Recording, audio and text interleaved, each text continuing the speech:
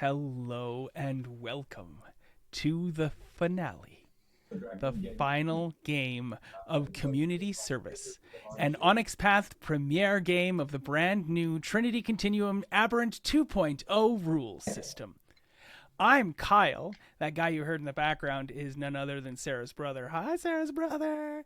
And I am the host, producer, and story guide for this game. Sarah's brother is nothing to this game. Hopefully, we don't hear him too much again because he's not that handsome. It wasn't him. He's gone.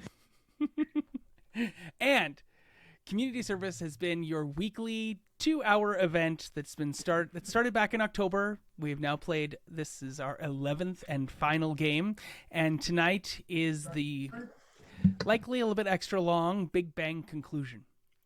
So, you can find me on Twitter at TavernTalesDM. Hopefully you check out my tweets. I try to keep things pithy and light over there. You can find out what else I do, like some of the podcasts I do. I do put out about 10 of them a month, and I would love to have more people check those out.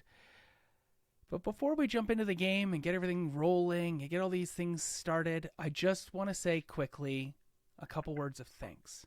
So first, thanks to Travis Legg for everything you've done for us over at Onyx Path, for giving us this home, for giving us an opportunity, for sending us over the Aberrant manuscript for us to read through to make characters and play this game.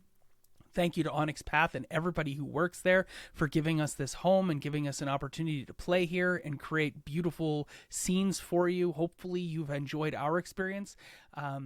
We have enjoyed being a part of everything you do. Please, if you're watching today, join the Onyx Path Publishing Discord. It's great. There's tons of people in there and lots of wonderful conversations. Thanks to everyone who's checked out the shows. We're up to over 200 views of the first episode on YouTube now, and each episode grows and more views every single week. I'm over the moon at how well loved and how watched this show is becoming in hindsight. We can't get people to come out during the week. That's fine, but we're always recording and we're always putting it up afterwards. So thanks to you who's watching it at home sometime later down the road. I have one more thanks. Sorry, I have to do it.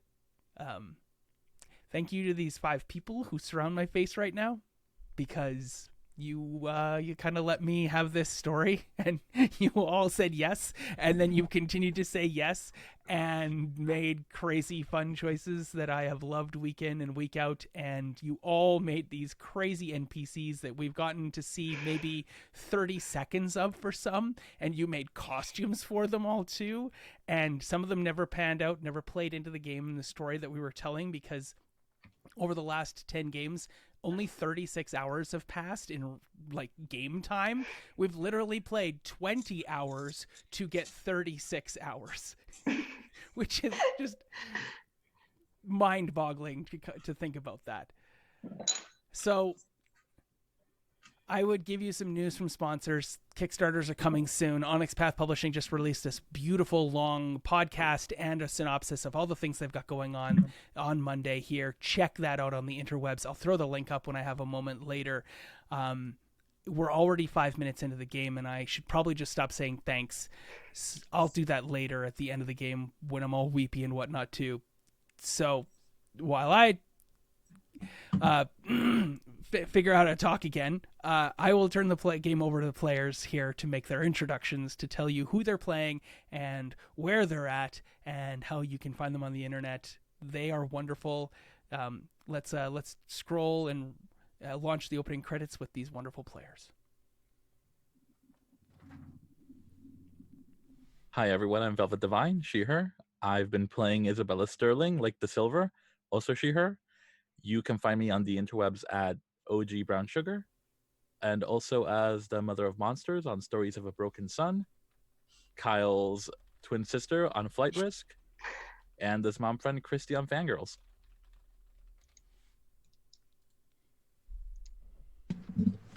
Hi, I'm Carl Jordan. You can find me on Twitter as RPG Carl. I've really enjoyed doing this every Tuesday night. This has been so much fun. You guys are amazing. I am also, for a few more weeks, going to be on We Are Nerdsmith on Wednesday nights, playing Obscurum, a City of Mist black and white noir crime fighting game. We're wrapping that up soon too. I think we have 2 games left. And the next game is going to center heavily on my character, a PI. It's really fun. Thanks, guys. Hi everyone, I'm Paige. You can find me online as D&D and Paige. I play Jess, a a college athlete who just made the mistake drinking the wine cooler just the one time, and got a silver hand out of it. So, and yeah, you can find me. This is the last game of this, but you can find me on Mondays on Scraticus for I think 3 or 4 more games.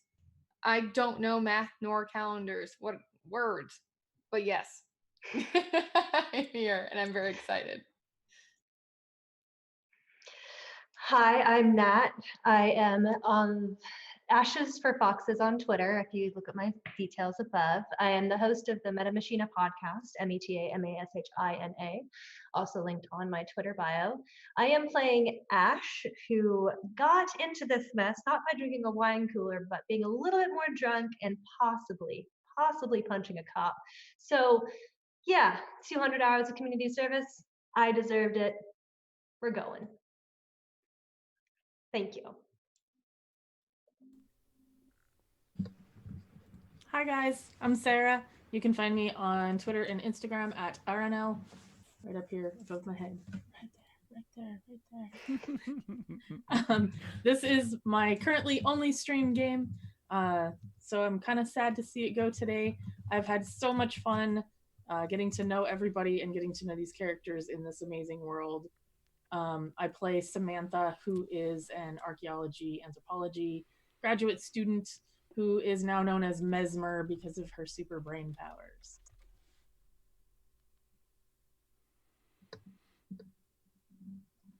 That's all. Cool. I'm going to jump back in for a second because I completely forgot to talk about my character. Hi, I'm playing Leo. Leo was the senior citizen of the group when all of this started, and because of the weird nature of whatever superpowers it is that they've all been struck with, he seems to be de-aging. Yeah, and he has lightning powers that both harm and heal. Thanks, Kyle. Yes, you're very welcome. Lightning powers that harm and heal.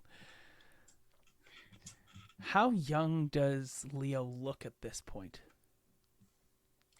I'm going to say at this point he looks early 30s, and he is continuing to get younger.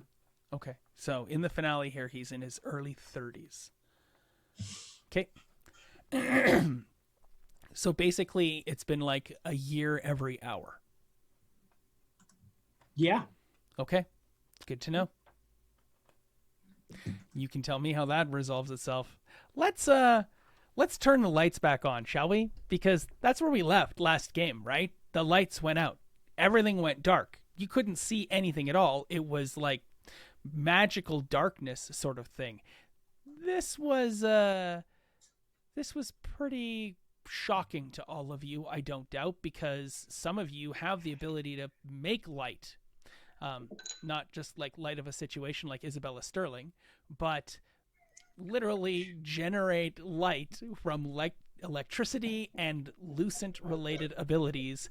And when Leo attempted to shoot lightning from his eyes, he didn't see anything, and no one can see his eyes because they are just balls of electricity at this point.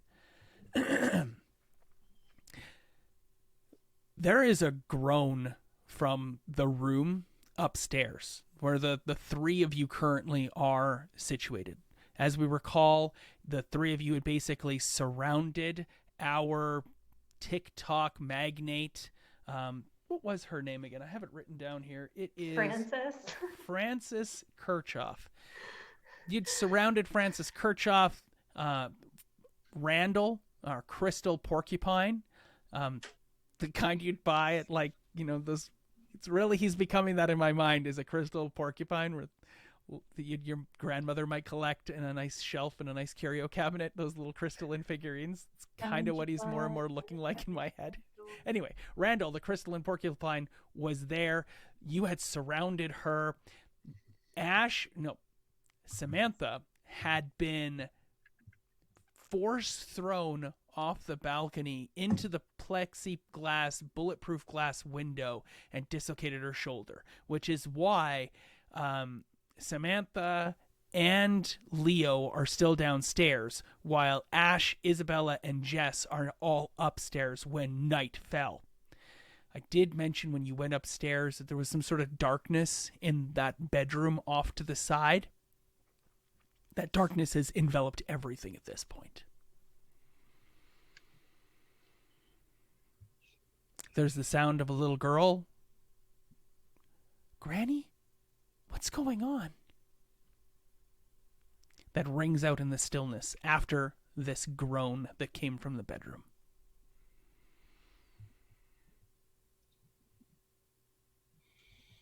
How thick is this darkness in terms of how far I can see in front of my face if I have the glow? Yeah, you can't see anything. Okay. I'm just gonna assume I was blinded. I was just like, oh. That Patron was really strong. It was like moonshine and you've been blinded by the alcohol. Man. Wouldn't be the first time. Wouldn't be the first time. I thought it really didn't affect me. I was just with the flavor, man. God damn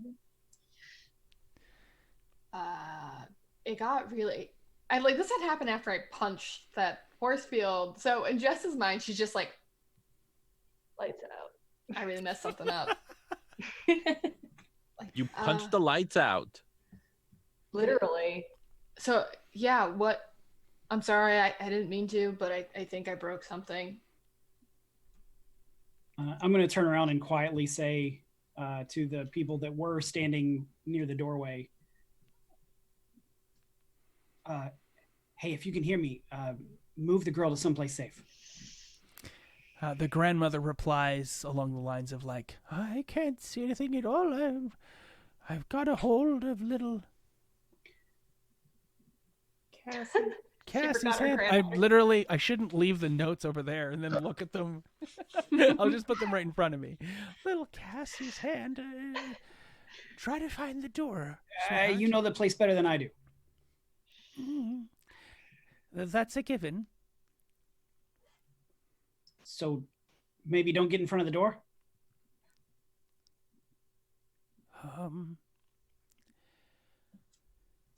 Oh, I don't know where I am at all, she says. The darkness pulses. Some so weird, like you can almost see gray light. You can almost see things as it like solidifies, and there's a groan from the bedroom again.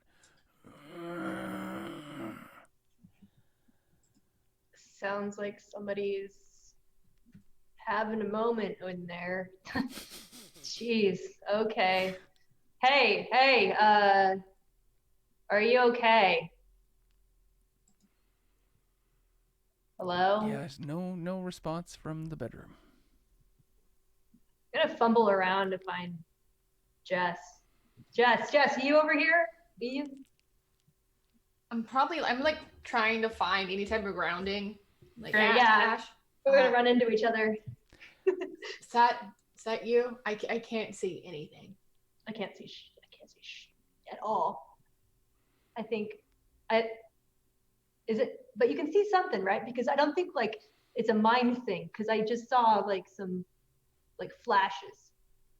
I think it's just like I don't know what, I honestly, I'm just rolling with it. Okay. But there's somebody groaning over there. Okay. I want to make sure, I'm gonna boop your nose. Do you have to roll for that, or is it going to go in my eye? I don't. It probably is like this until I finally find your nose. And Cool. then The dip it. two of you use the sound of your voices to try to find each other. What are you up to, Echolocation. I'm a bat Samantha? now. Yeah. I'm a bat. Roll to boop the snoot. What is Samantha up to, Sarah? So Samantha's gonna try to climb back up the stairs. Cool. Yeah. Okay. I mean, that doesn't seem like it's too hard a deal to get back up the stairs, find your way to the glass staircase, and inch your way back up there. What are you up to, Isabella Sterling? The groan, is it from the room we're in or the other room? It's in the other room. I'll try to make my way over there. Okay, I mean, it's pitch dark. There is another wash of, I want to say light, but it comes through in like dark grays. There's no color. The blackness just kind of peels back a little bit. It's kind of what it feels like. Yeah, you're pulling the laminate off a high school yearbook sort of thing. To get that cool tie-dye effect that we used to get when you'd peel the laminate off your high school agenda or whatnot. For those of you who are old enough to have had a high school agenda. Because they don't do those anymore in my daughter's junior high. So, feel like I'm getting blank expressions. Did nobody get those? No, but I totally did. I loved it. Oh, okay. I'm older than you. I did maybe. Agenda. Yeah. I'm older than regional thing. all of you, so I hope that that's a thing that still I happened. think ours was called a planner. Oh, okay, cool. Planner. Your high school planner that you used the first week and then promptly chucked out. Oh yeah. Yeah. Not that I peeled off the laminate. I just spilled water on time and it got everywhere. Oh, yeah. Peeling the laminate's great because you can make cool designs. But that's not the game. The game right now is the world has that peeled off laminate sort of feel to it. For those who understood that expression, gosh, that's going to not come back very well in repeat. So, new choice, Kyle. Yeah, so the world goes into grayscale as you slowly up the lumen levels, and you start to get some some light flickering and showing through. Light especially around Leo, around Ash, around Randall Rasmussen, around the crystal porcupine. He is reflecting a lot of the light that's coming off of Ash right now because he's made of crystal.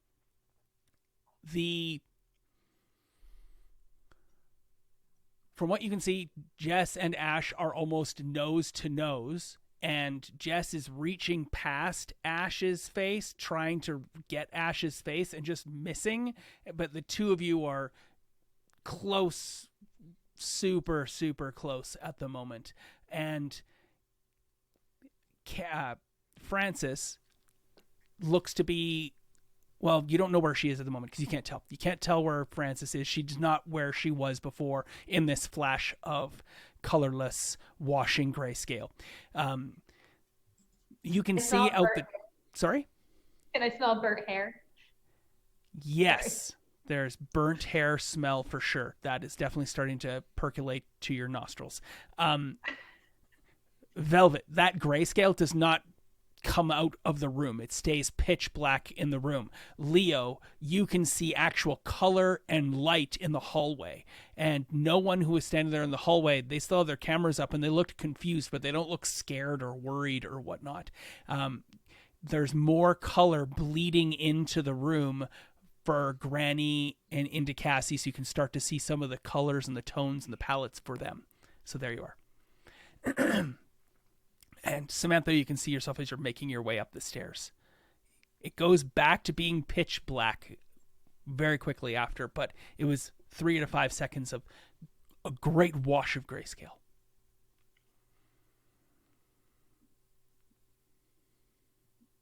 Huh.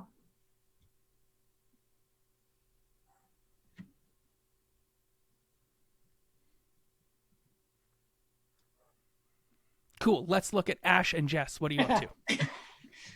Everyone's just gonna wait. That's fine. I'll start dictating. I definitely saw Jess in that moment. I'm like, just good. You're here. Okay. Awesome. All right. Stay where you are. I don't want to have to find you. Oh God, it's getting dark already. What the heck is going on here? I'm gonna go towards the groaning. Sure. Yep.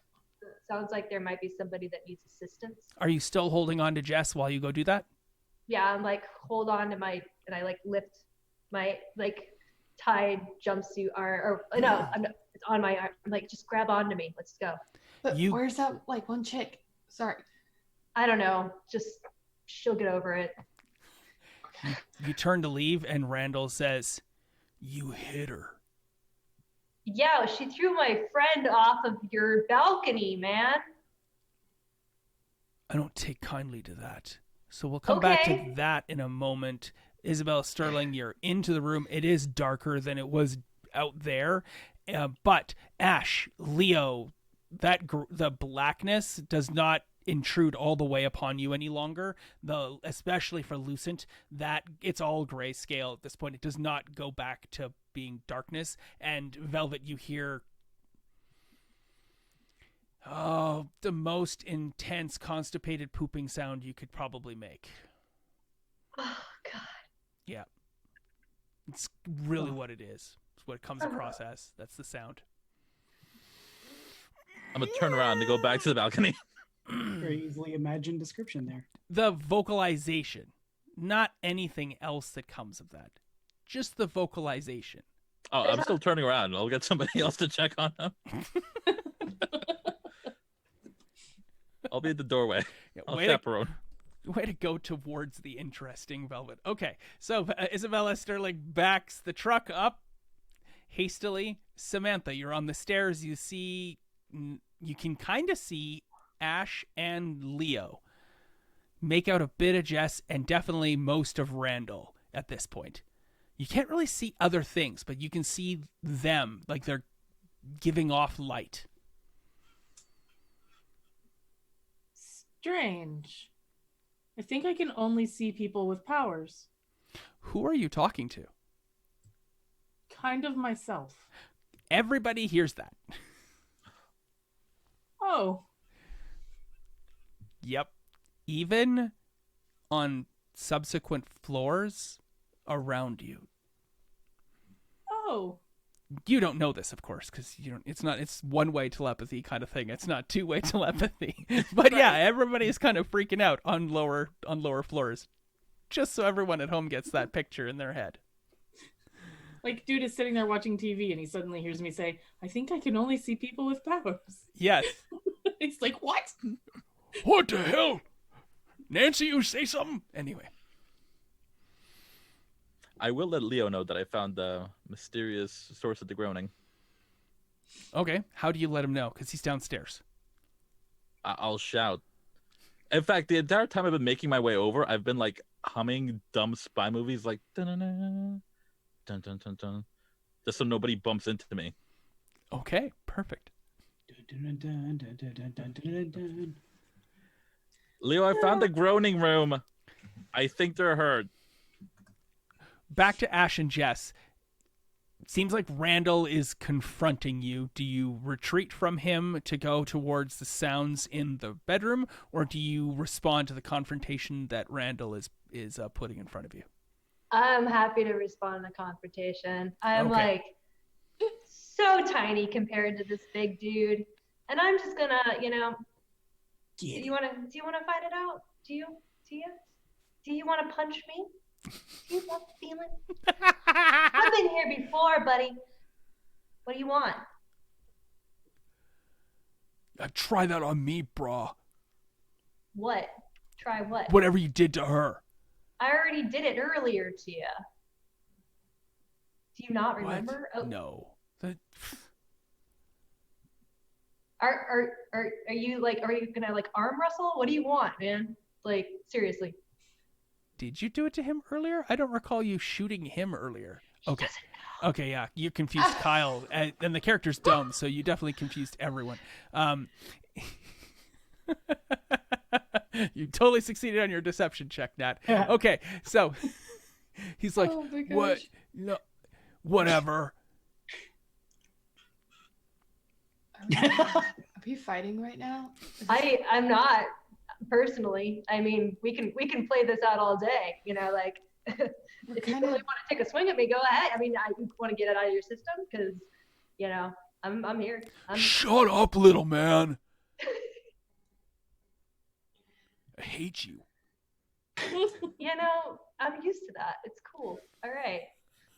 But what happened to? Did you see where she went? Crystal Porcupine, Randall man. Yeah. How's your girlfriend or whatever? Is she Still okay? my girlfriend. Oh. God. Well, dude, I'm sorry. You got to work that out. If you really want her to be your girlfriend, God, your I can voice help is with that. so annoying. You think that voice is annoying? What the?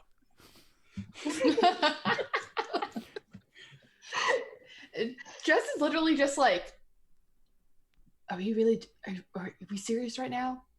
I'm not. I don't know about you. Well, Ash, I know you're never serious, but this man, Crystal person. I have a name. It's Randall. Randall, I understand that steroids do make you angry a lot, but like you just have to take a chill pill. You know, smoke some weed, take a drink. There's plenty of booze downstairs. You just talk it out. Come on.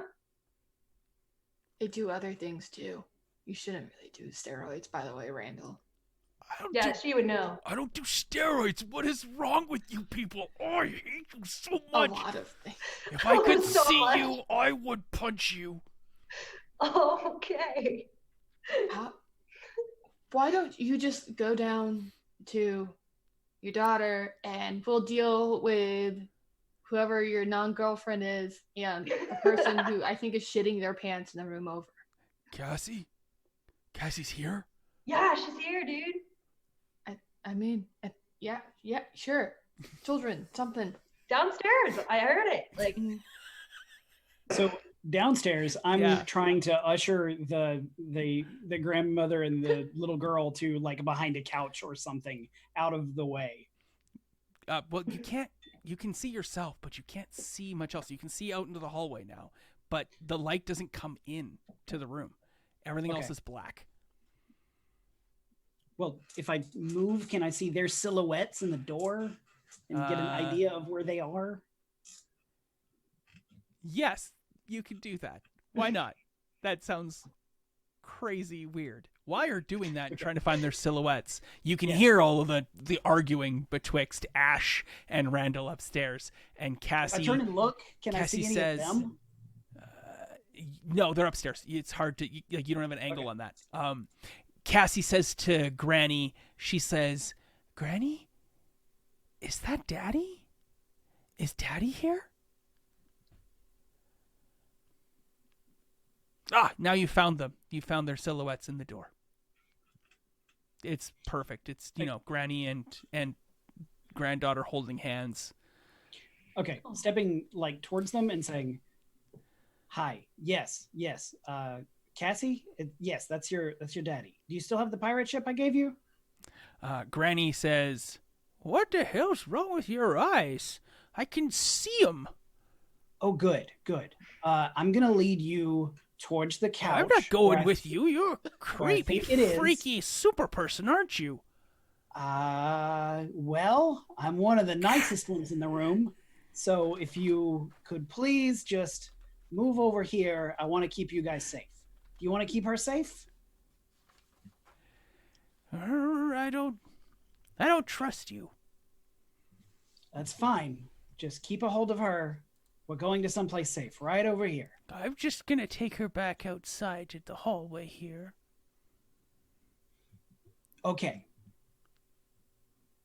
Okay, it's straight behind you. No, a little to your left. Okay, there you go. Listen, freaky eyes, I can see the hallway. Good. You freak. I definitely feel like this is where daughter gets it. Yeah, Oh my okay. gosh. And then I guess I'm going to start heading towards the sound of Isabella Sterling. Cool. Isabella Sterling's on the stairs, making her way down the stairs. Luxuriously. Beautifully. You can't see that because it's dark, but I can picture it. Oh, good. Totally Moving good bumper slowly video. like an old man. Sarah, what's Samantha doing? Probably like getting to the top of the stairs and then just kind of hanging out. Cool, you're at the top of the stairs. Like, do I still see Isabella people? Sterling passes you on the stairs. Whoa! I'm I right mean, here. safety in Mommy, numbers. If I there's a- happen to pass Samantha, I'll just stick with her. Okay, safety in numbers it is. All right, Isabella. back to Jess you? and... Oh, sure, yeah, Samantha. Mhm. Talking to Isabella quietly in her Yeah. ear. Not that it's necessary, because it's inside her ear. What's going on up there? Are you okay?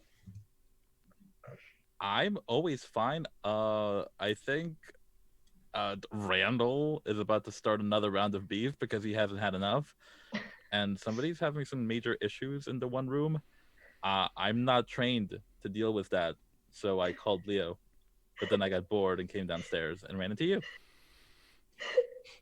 So, not that it's relevant or anything, but if you can talk inside my head, can you see inside my head?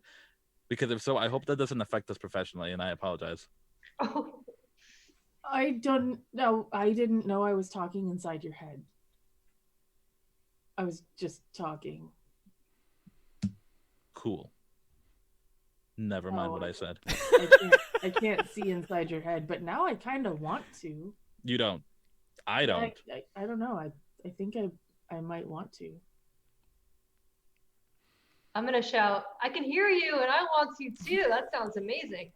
I mean, if you're worried about it affecting us professionally, that sounds really cool. Samantha's is only Isabella can hear Samantha's voice right now. Oh. No one else can hear Samantha because she's only talking to Isabella. Oh. Yeah. Meanwhile, Ash and Jess, are you still touching each other? Yeah. Okay, cool. What the Are you hell? backing up from Randall Rasmussen, or are you? Where are you guys going? What are you? I mean, I kind of took a step back, but I'm standing my ground here. Got Jess behind me. I've got the metal arm, kind of like I can feel that cold. What is it called? It's supposed to warm or cold? Kind of chilly. We'll find out later. Just Cool. On that note, Anyway. Randall starts like aggressively towards you. He takes 2 steps towards you. Okay. I just grab on. I'm gonna cloak. Yeah, no one can see you guys anyway. I know, but I'm gonna go. Like I'm the one emitting a little bit of light here. Okay? Just, yeah. What's invisibility squared? He takes 2 steps towards you, and as you start to react with your cloak, how is Jess reacting to that? You can kind of see him dimly because the light reflected off of Ash is reflecting through his crystals. I like definitely because I feel like I am taller than Ash. Oh, I yeah. I don't know why. I just feel like I'm bigger than Ash. I'm You a are tall taller. track person, so I just kind of put my hand over their shoulder, and I'm like, okay, let's just the metal one. Like hold up, just chill out. Ash, can we do the chill thing? Can we? You're kind of like I don't know. You're kind of like a walking joint. Just like You want me to calm him? Is that what you're saying? You're just implying my disembodied voice. Cool. I don't know Okay, how wait. you do I'm it. Yeah, looking we'll go just back. like I wanted. He is moving with purpose. He didn't Okay. just take 2 steps and stop. He took those first 2 steps. I wanted to know what your reaction was going to be to that. It's not like Ash was like blast him and Jess was like punch him. Your reaction is definitely a lot more defensive. He then, as he's moving forward with those 2 aggressive steps, and he's a big guy, he's 6'4", but it's all of these crystals that make him so non-geometrical, right? He looks inhuman, and he is intimidating in its own way as a result of that. Otherwise he would just be he could possibly have been like a scrawny 6'4" guy, but now his shape is strange, kind of like the Thing in some ways because of these crystal engrowths that make him look like a porcupine. So he takes these 2 steps towards you, and he says, "Get out of my way, Cassie! I'm coming! Daddy's here!" Oh. You hear me say that? I'm like, go. just totally close. Like, oh, That was a Hallmark moment. I'm not gonna interrupt that. yeah. Just, I think she'll think you look really pretty. I don't. Yeah. Okay. Bye. Oh, Dude's so strange. all right. So Yeah. he doesn't engage with you physically. He moves to the top of the stairs, where now Isabella and Samantha can see this glimmering lights of the Porcupine Crystal Man charging towards you. Like charging at me? Well, you're on the stairs, the 2 of you together on the top of the stairs, having a little moment there. You turn, look, Crystal Man is charging at you. Whoa, dude, stop! And he's like, "I'm coming, Cassie. Just wait for Daddy, I'm here. And you hear Cassie down below. It is Daddy, Grandma. I'm just gonna move. Yeah. Okay. Cool. You scatter out of the way. He's got enough physical attributes that he doesn't have to like fall down the stairs, even though he's blind and can't see anything, and there's no railings and it's a glass staircase. I would love to make this a comedy, and the Crystal Man falls down this glass staircase, and then there's like nothing but glass shards and crystal everywhere. But it's not that. He makes his way down the stairs. As he gets to the bottom of the stairs, of course, Leo, you can see the crystal images because they faded out as he passed out of Ash's line of sight, where the glowing bits of ash were being brought up in his crystals, but your eyes detect and reflect back a myriad of eyes at you. And it's at this point that the darkness recedes.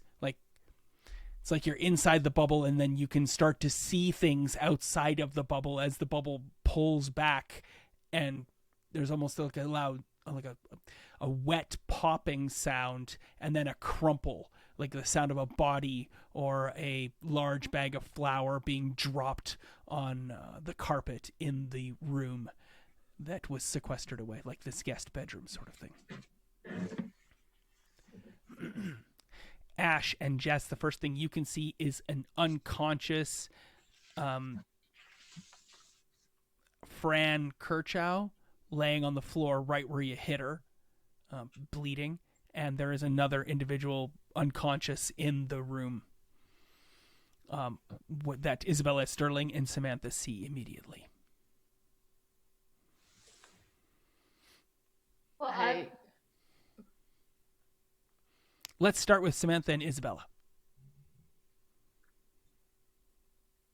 I'll rush over and check them out. Cool. Carl, describe this person for me. Not what they're wearing, just kind of their physicality. It is another woman, younger. Cool, a younger woman. Yeah. Okay, awesome.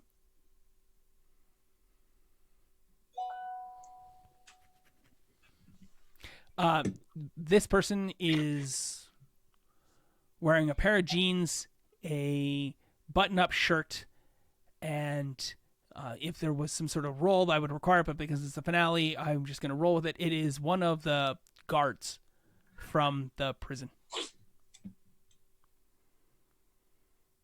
who was there on the highway that day. Oh, Okay.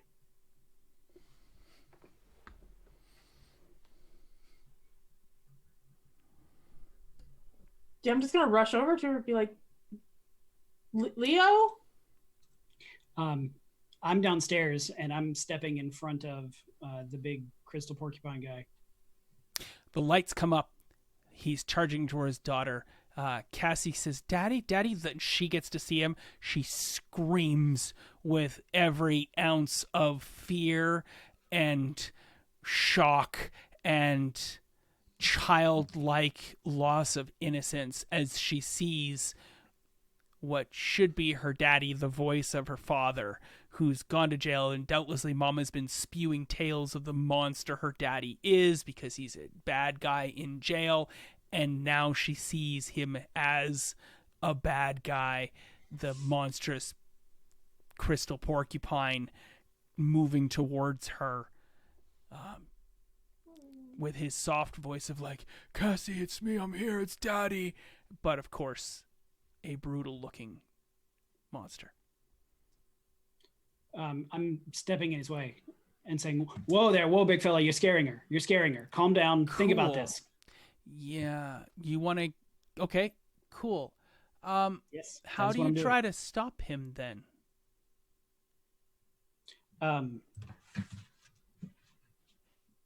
Does he appear to be just wanting to barrel right over me?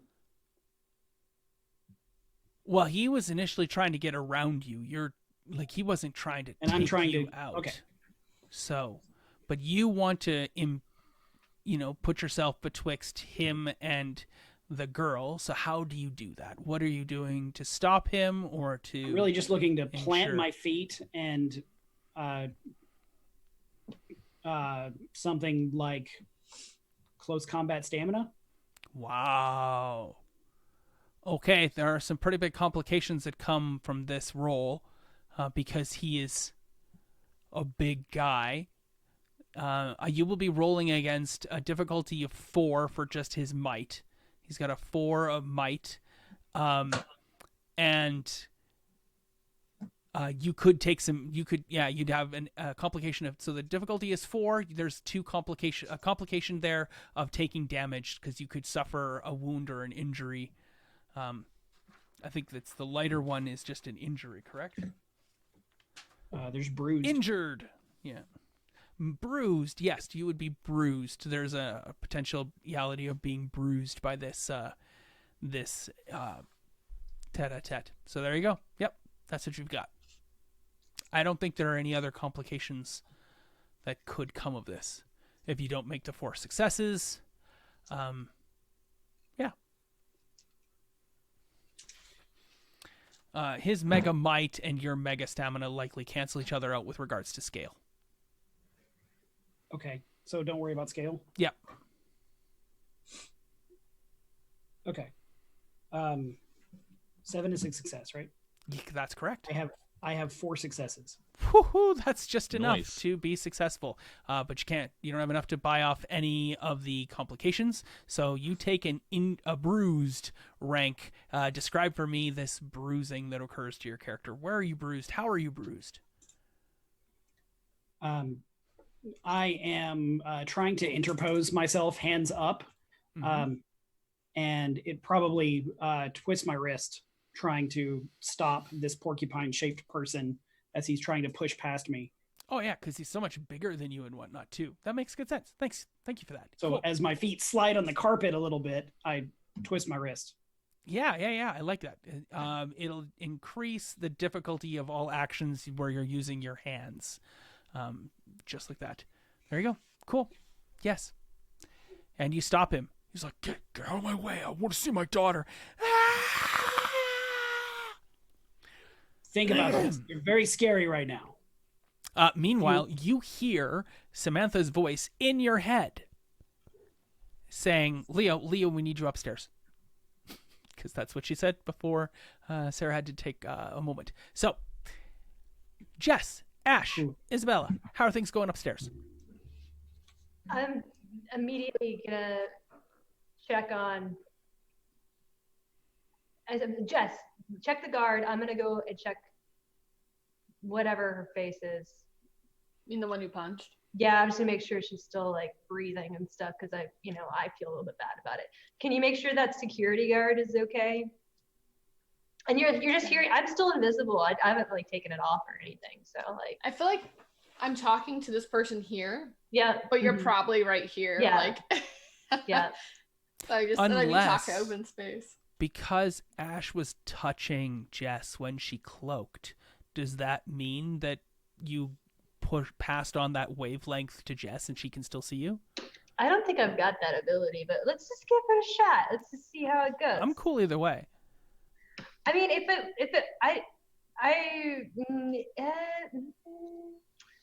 it depends on the rules here, and I didn't see it in the rules. Oh, because rules. Cool. Yeah, okay. Because rules. Because rules. Wouldn't I have to spend like an extra quantum point or something? I don't No. know. I have Okay, no all concern right. with that. If you want that to happen and you're willing, then that's the case. I wouldn't, like another DM might say, oh, you said yes to that? Okay, now whenever you cloak, I'm going to have I a just bad think guy you have to touching retcon. You have to retcon. Nah. Russell being like not seeing either of us, and I don't know. No, we're good. This is good. Okay. You could be willing to let anyone who's touching you be able All to right, see through your I'll give cloak. it a shot next time. Cool. Yeah. Yeah. I apologize for interrupting the scene. No. I think that's great. It's good to know in the future. So yeah, I'm gonna go check. I was like, yeah, that guy. He might have powers. It might be the darkness. I don't. Maybe that might be his superhero name now. The darkness. That's cool. All right. So I'm gonna go check. Yeah, that. Yeah. Yeah, that one. I'm gonna like walk over to the room that Samantha and Isabella are in and like, are they alive? I've provided the basic first aid of my experience, which is just turning her on her side. Cool. That's all I got. You turn her on her side. She's definitely unconscious, completely and utterly unconscious. Both of the women upstairs are knocked out. Do they look okay? I mean, are they bleeding? So the game has them written. If you take enough injury conditions, you become taken out. So when you have no condition boxes left, you are taken out, and it doesn't mean you're dead, but you're just out of the fight. You can't talk.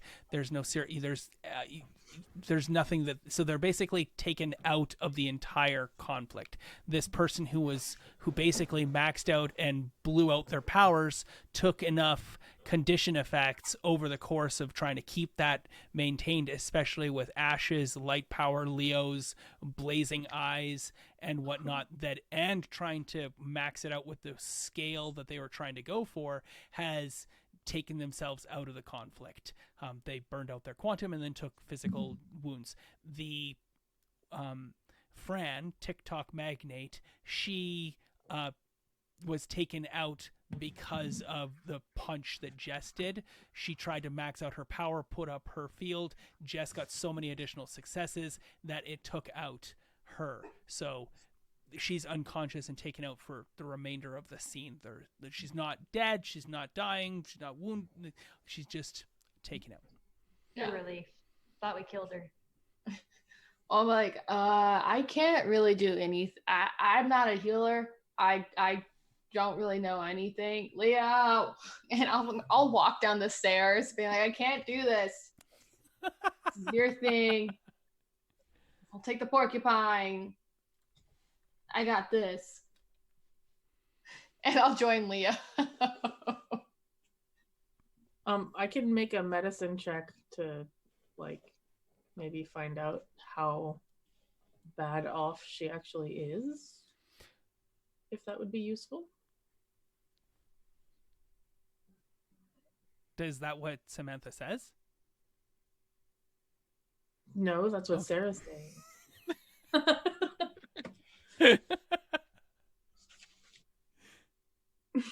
You tell me what you think you might find useful or whatnot. That's Well, I don't have any medicine, but but you do. but I do have an ability called Instant Expert. Yes. Is that what you're asking? You'd like to hey, I would like to try to use some instant expert to be like, hey, I don't know anything about this, but do I? Right. By all means. Okay, so I would roll what, like intellect? I think. Maybe? I don't have the Discord to your powers open at the moment. I'm- I could get to I that don't either. quickly.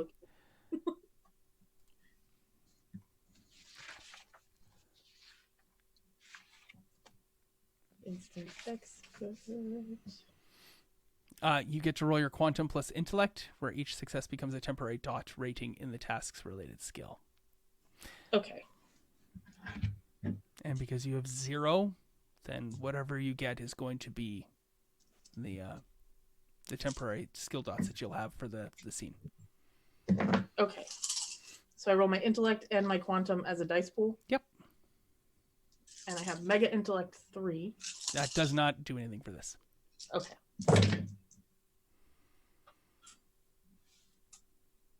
One success.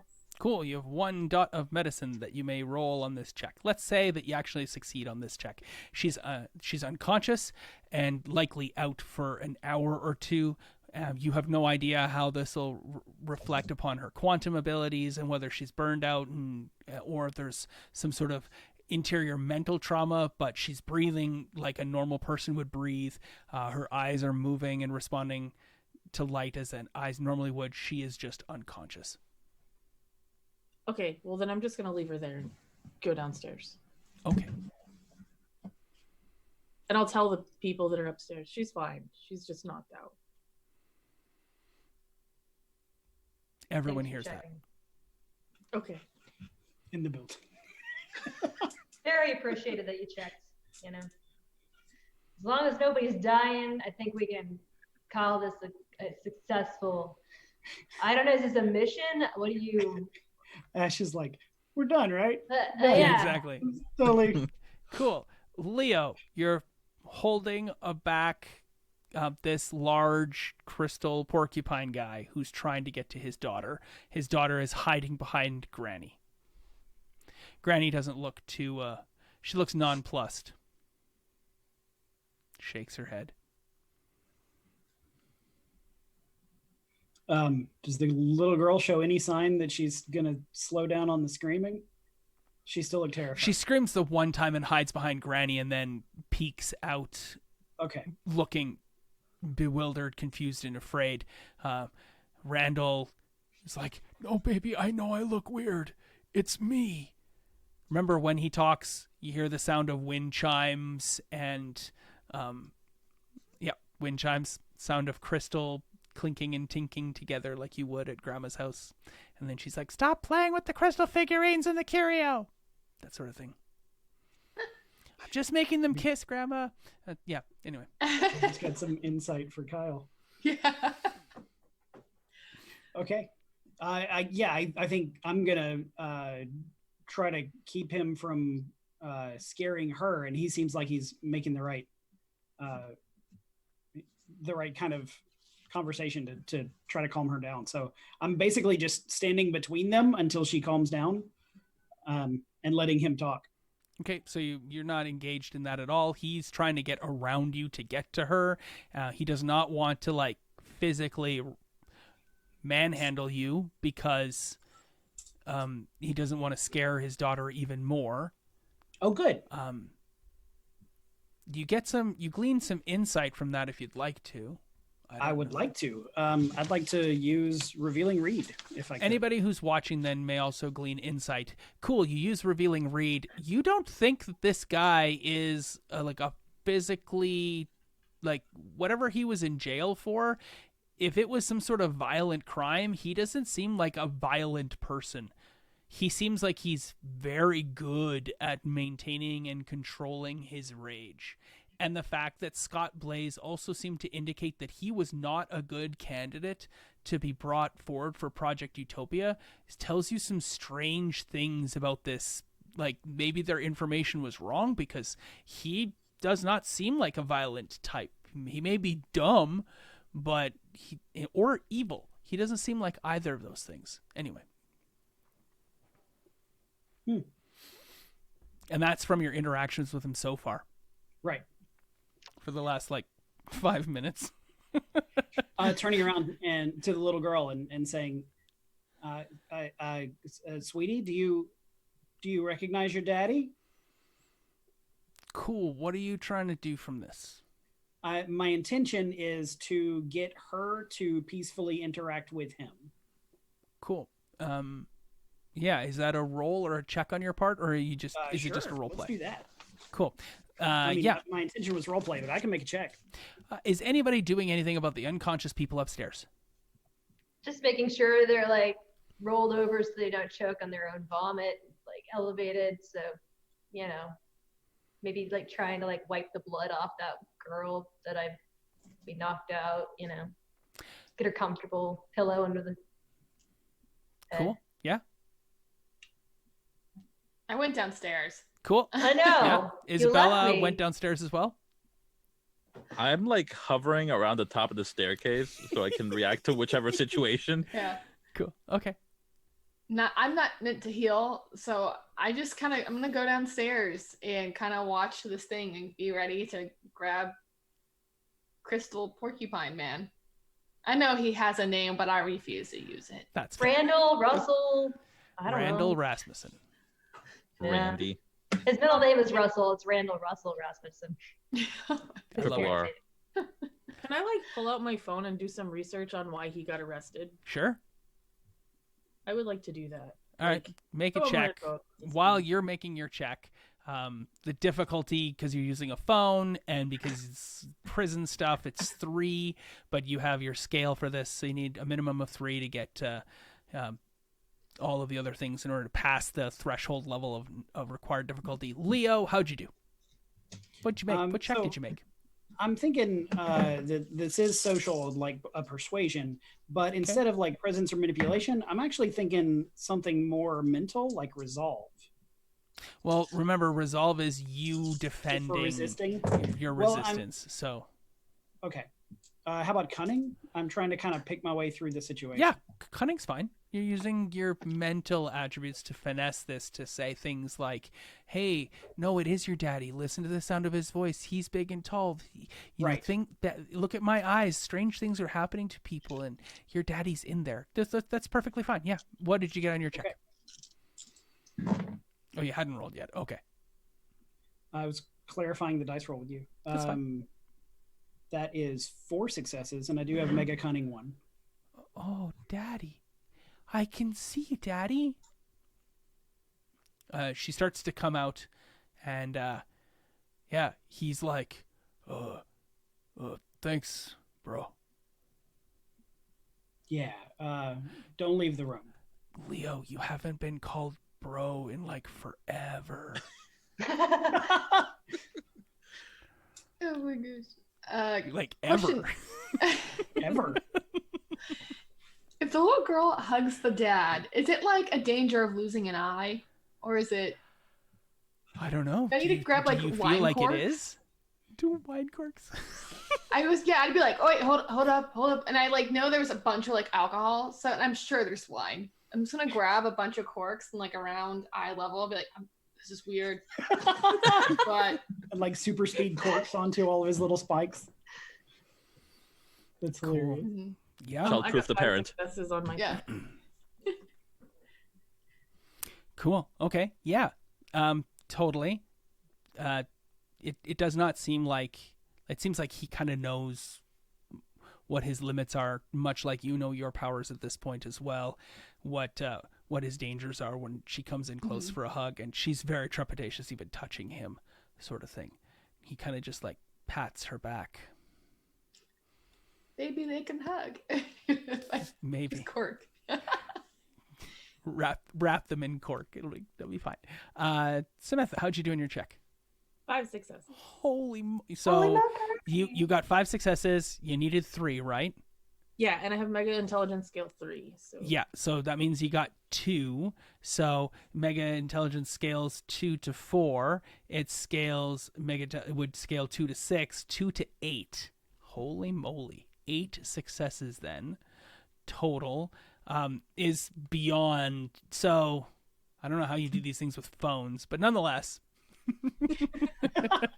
You hack the department of whatever the law group is, or the law firm. You find out the law firm that defended his case, found out all the pieces about his case, found out he was sentenced to 12 years in jail for wanton destruction, endangerment of life, for embezzlement of a significant amount of money, as well as the destruction of a bunch of property and intellectual property as well.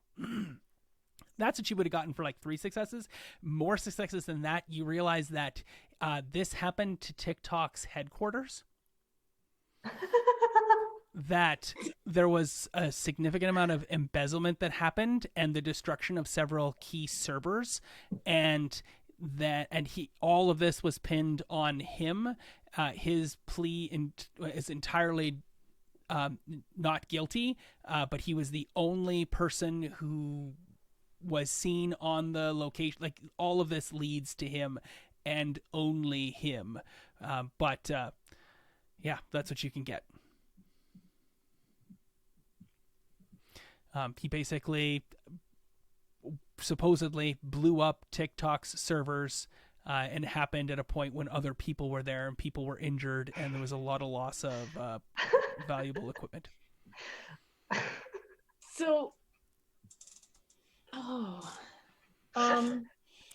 Broke Nat. I didn't hear any of that. That's just me reacting. I mean, when I find out about it, I'll laugh harder, but in character. Sorry. Yeah. who is standing near me? Who's upstairs? Isabella Sterling is standing near you. You're both on the stairs. Okay, I'm gonna tell Isabella, Isabella, This guy's being blamed for blowing up TikTok's servers, and I think he got framed. Like, he doesn't seem smart enough to blow up a server. You got 8 successes. So he has a criminal history, a rap sheet, as it were, of being in the wrong groups. He was part of the Rainbow Unicorn Nazi gang. He was, he has a rap sheet. There is the prosecution made a good case. While he's never done anything like this, this is an escalation of his stuff, things like that. I don't know why, but I feel like he's innocent. Yeah, he's definitely not smart enough for that. We know somebody who has a vested interest in getting that TikTok money, though.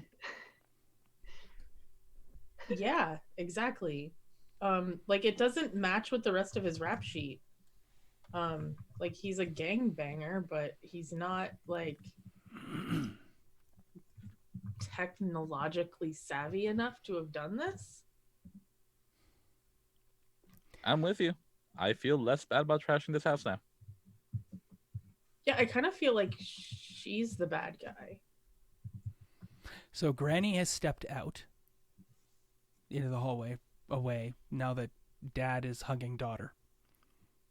And this is where the scene kind of reaches its natural conclusion. So I need to know how the 5 of you are going to conclude this scene. Because when I next take up the piece for the next scenes, you'll be back at the Project Utopia headquarters, let's call them.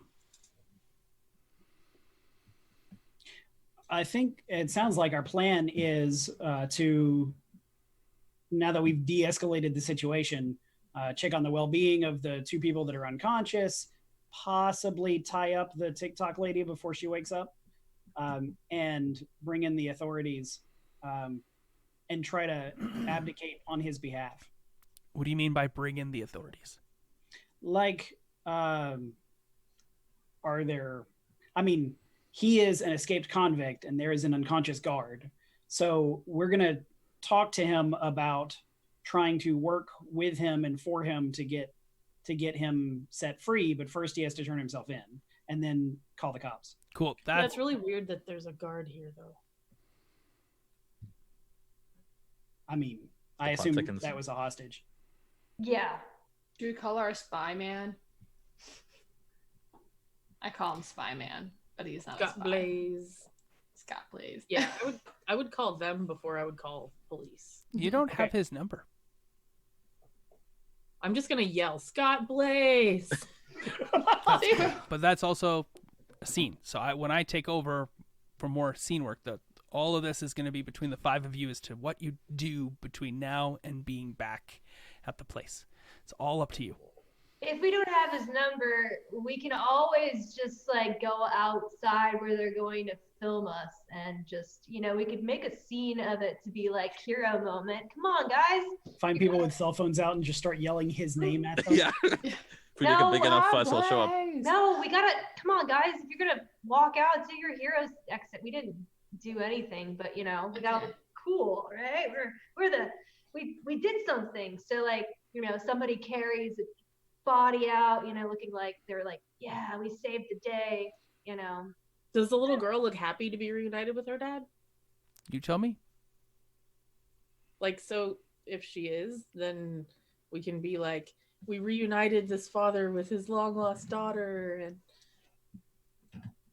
play that up if we're doing the the humanity piece. Thing. Kind of feel like we should be more private than that, though, with it. But was he a Nazi? He was a member of the Unicorn Nazi group. Party. Gang. Okay. But that everybody deserves second chances, okay? I'm sure he just was in a bind. Felons nowadays, you just have really bad situations you end up in. I just have a feeling deep in the pit of my stomach that he's innocent. And having a kid changes you. Yeah, I mean, if he's gonna reform himself, it's gonna be for his daughter, right? Right. Yeah. Like real, like I said, it's like Yeah, it's like a made-for-TV movie waiting to happen. How are we not helping this kind of come to fruition? Right, Let's Randall? And watch it later. Yeah. Yeah. I like to think we're just huddled in a corner having this conversation We're just while talking, him and like, Cassie out are No, right there. we're yelling across the house. This is even better. No, like, Right, Randall? Because like 3 of us are still upstairs. yeah, pop up Why and I'm be like, yelling? Randall, are you a Nazi? Fucking ask Randall if it's a Nazi. I came here to punch Nazis. Is all I'm saying. I'm not saying I'm punching him immediately. I just want to know, are you a Nazi? Sorry, I'm not answering that question. The next scene I told you that I would take over at that point will be back at Scott Blaze. It's all Yeah. up to you to resolve however you want this scene. Okay, so I think Randall renounces I know you all his- want to continue to roleplay in this awesome Yeah. setting, but Yep. I want I to. think This is the finale. I Randall want to move on. renounces His Nazi past in honor of his daughter. Aw. Yeah, he's like, I'm going to give up all of the bad, and I'm just going to like, I'm going to to- do what's right. yeah, I'm for gonna do what's Cassie, right. okay? Sorry, gotta be right back. I'm just gonna All right. when we leave after we get it all set up, like do this and be like, find out you're a Nazi. I'm going to grind you into diamond dust. Into dust. Seen her do it. Not the first. Won't be the last. Not even a second. Like junior high school grinding. Oh no. Oh, God. I mean, What? Friction makes diamonds. It's a joke from from Friday. It is. I'm like, technically you can still grind them in the dust that way, as long as you do it forcefully enough. I like the throwback. Thanks. Yeah. Yeah. So is that good, guys? Are we happy with that resolution? Mm. That works. Cool. Oh, yeah. You're all back at Scott Blazes. Who is where? I can ask some questions. What happened to Guard? Where is Guard? I think we carried him out. Her? I would.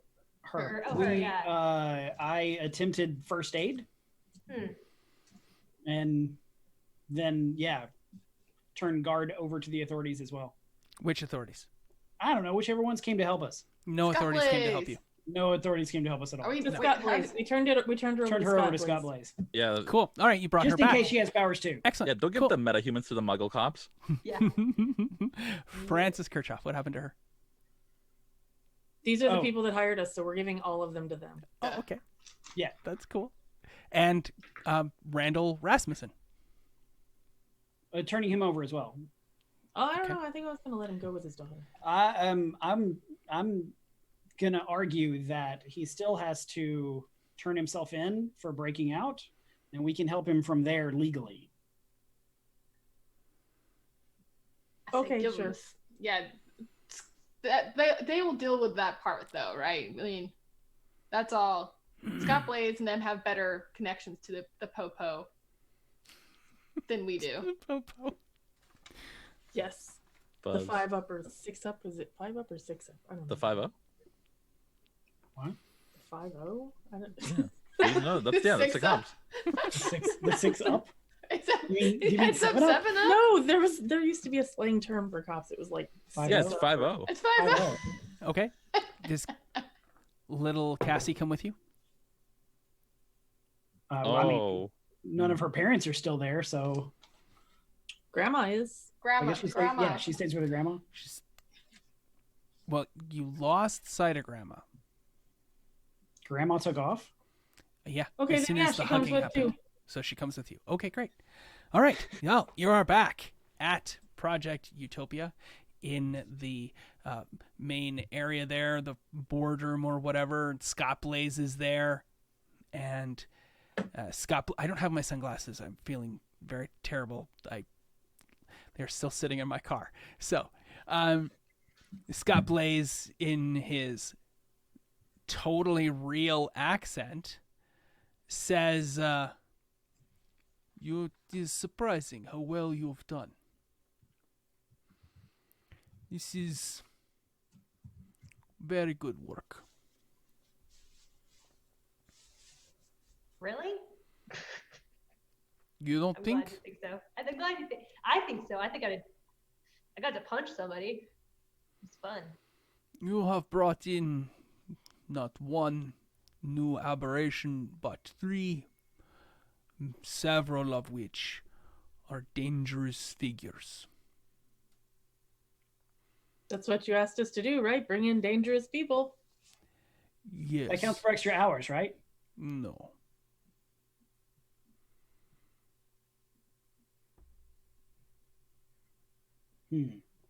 All right, what's next? I'm glad you asked. So, Scott Blaze, not effusive with praise. Very clear. I didn't need it anyway. I'm not here for your what's the word? I don't need your approval.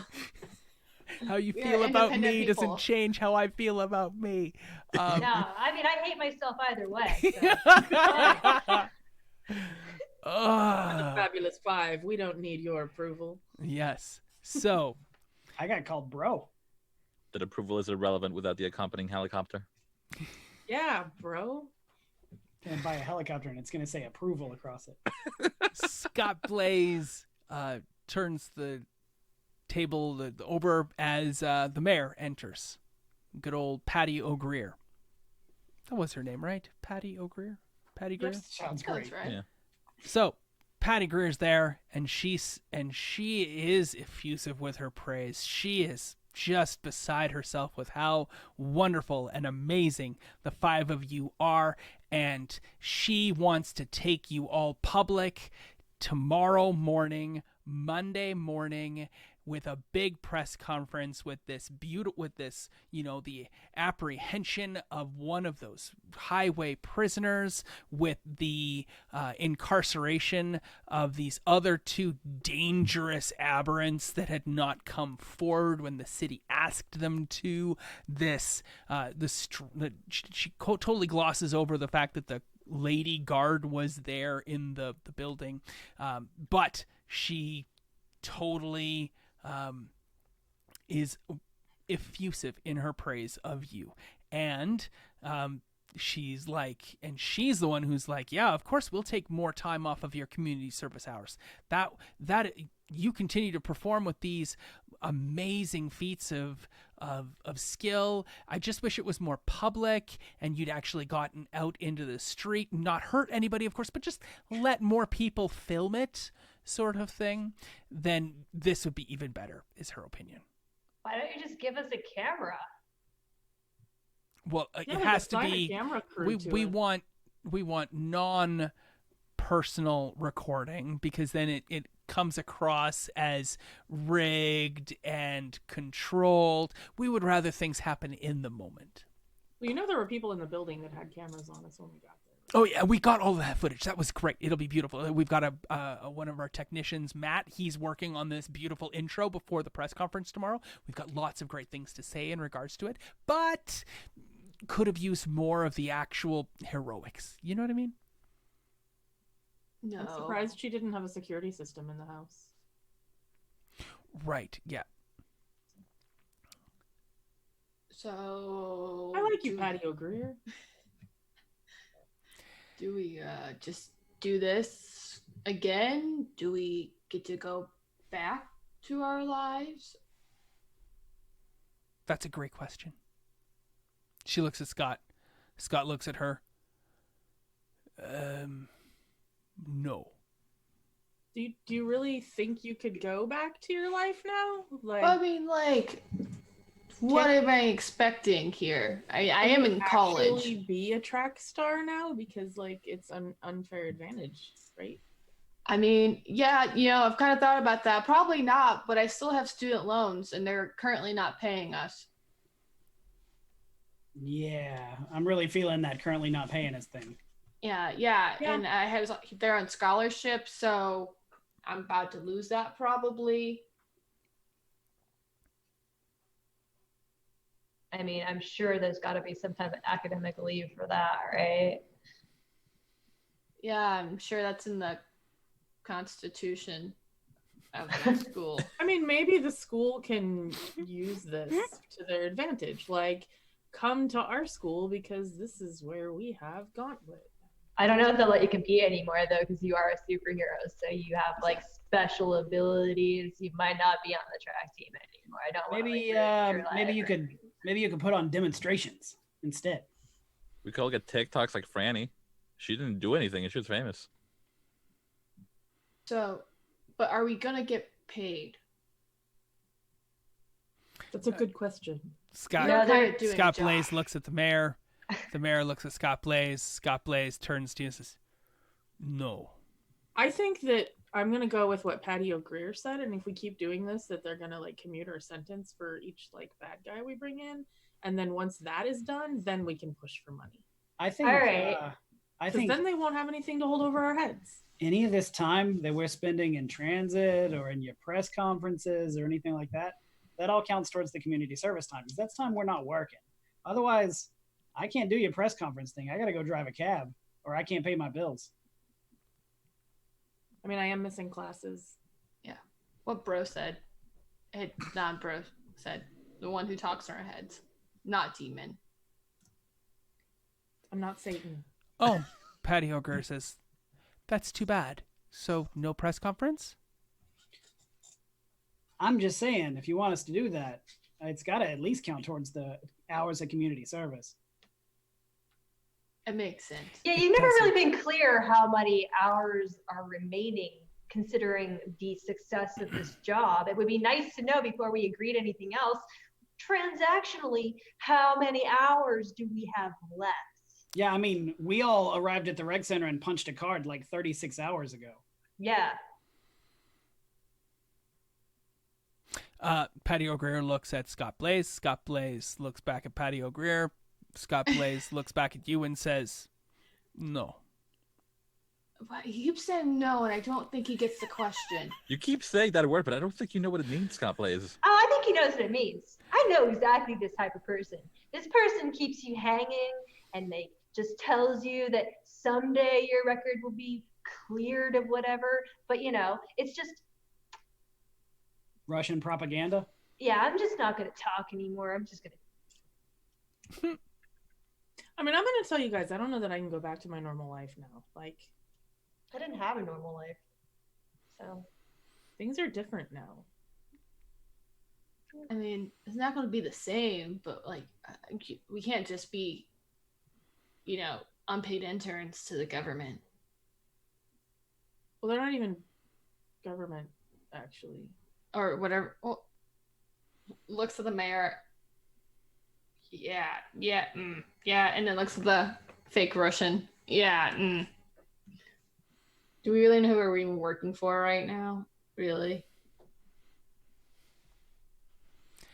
The mayor says, "I would like to know if you're going to be at the press conference or not tomorrow. I do have a lot of assets to put in play in order to put you onto stage if you are going to be there. So if you could just let me know if you'll be there tomorrow at 10 a.m. or not." I'll be there. Thank you. Where else do I have to go? Let's go. Oh, It counts for 3 hours, no. 2 hours, No. then the 1 hour. The 1 hour from today's apprehension of the Porcupine? Is that right? His name is No. Randall. You could be Yes. nicer.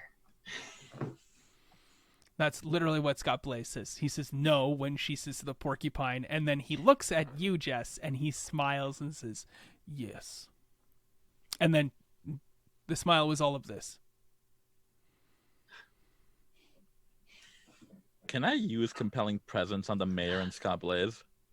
I think compelling presence is just one individual, not a whole bunch. So what would you like? Oh, it's just one. I believe. Oh, good point. I'll do the mayor. Okay. Well, let me roll that real quick. You want to Oh, command sweet. her to do something. What are you I do. commanding her to do? Completely ignoring Scott Blaze because fuck him. Cool. Is that So- exactly what you're going to say? No, Oh, no, darn, I'm because just setting the scene. that was going to make it not PG-13. No. Jeez, keywords. Fuck 'em. No, Oh just my setting the gosh. scene. No, I'll get in close and just be like, Mayor, I think you can agree that right now, given the state of things, we are indispensable to maintaining order in the city. Mm. And, the way this is sounding is some pretty unethical labor practices. And I think that, the service we provide with the dazzling smiles that we provided with should definitely count towards at least these hours of transit and public appearances, counting towards our sentences. There's no requirement to do that.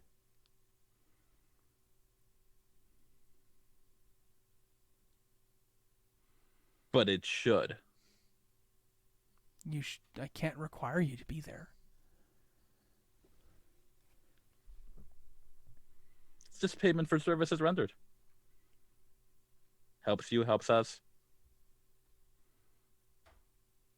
No, you're helping the city, remember? That sounds like community service. So I take it that Isabella Sterling, like the Silver, will not be at the press conference tomorrow? I'll be there. I'm just trying to bleed great. Henry Driver. And Leo? How about you? I honestly gonna have to check my bank account. What? She looks confused. Yeah, Ash, it's this place where people usually keep money when they have it. No. That was a good one. Okay, Boomer. Jeez. All right. Thanks.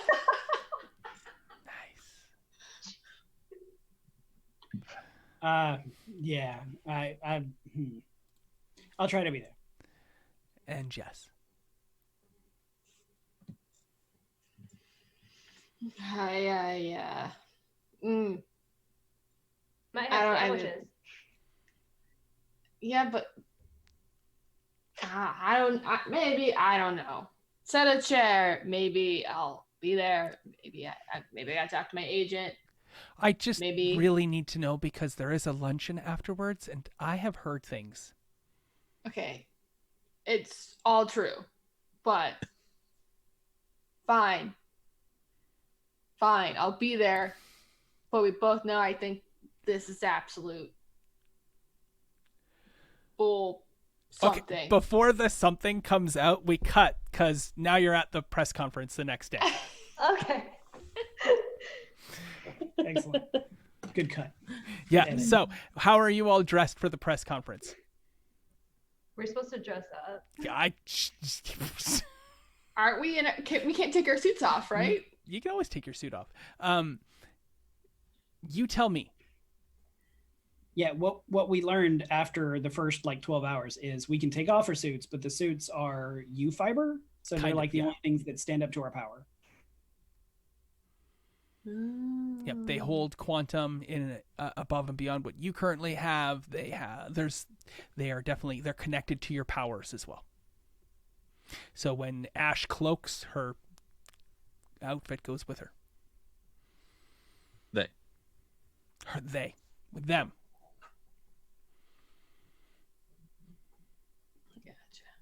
Gotcha.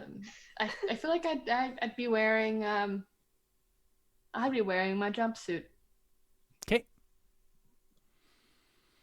Do you want to coordinate on that? Should we all talk to each other? Hey, Oh, the night before. Are you all still apartments? staying in the same apartments?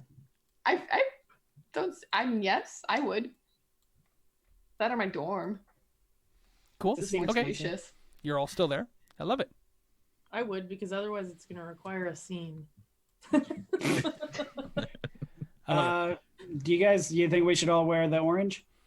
I mean, I don't have any other clothes, and I'm just not going back to my house anyway. So it's all good. I'll throw.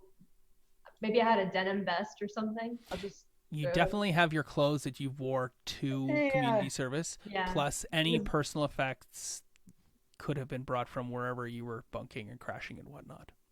Cool. Isabella Sterling like the silver. What happened with that lady friend of yours that was a tailor? I assume she's hard at work, but I haven't heard anything. You want to see if she can have them ready by the press conference? I'll give her a ring. It's late Sunday afternoon, and the press conference is at 10 a.m. tomorrow. I just thought story-wise it'd be kind of neat.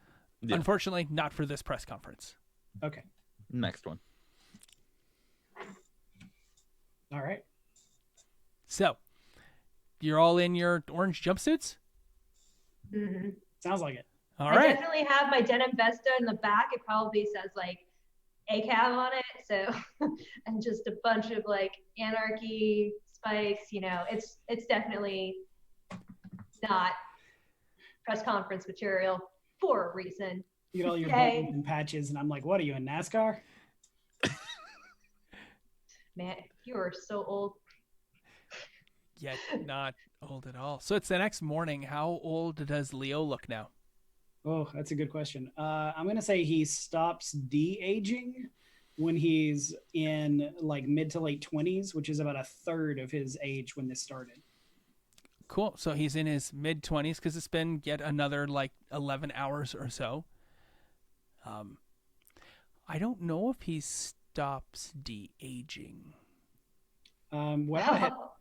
Okay, that sounds cool.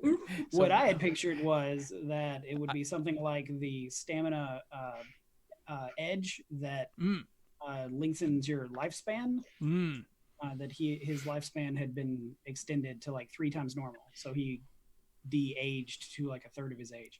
But balance out. I am open to. We'll see what happens. I am enjoying the fact that we have that is not clearly articulated at the moment, and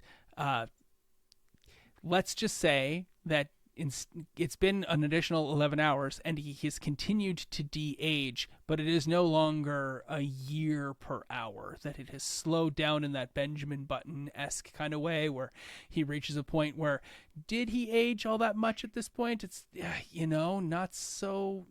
He still has the beard, so he must not have aged to pre-beard status. So,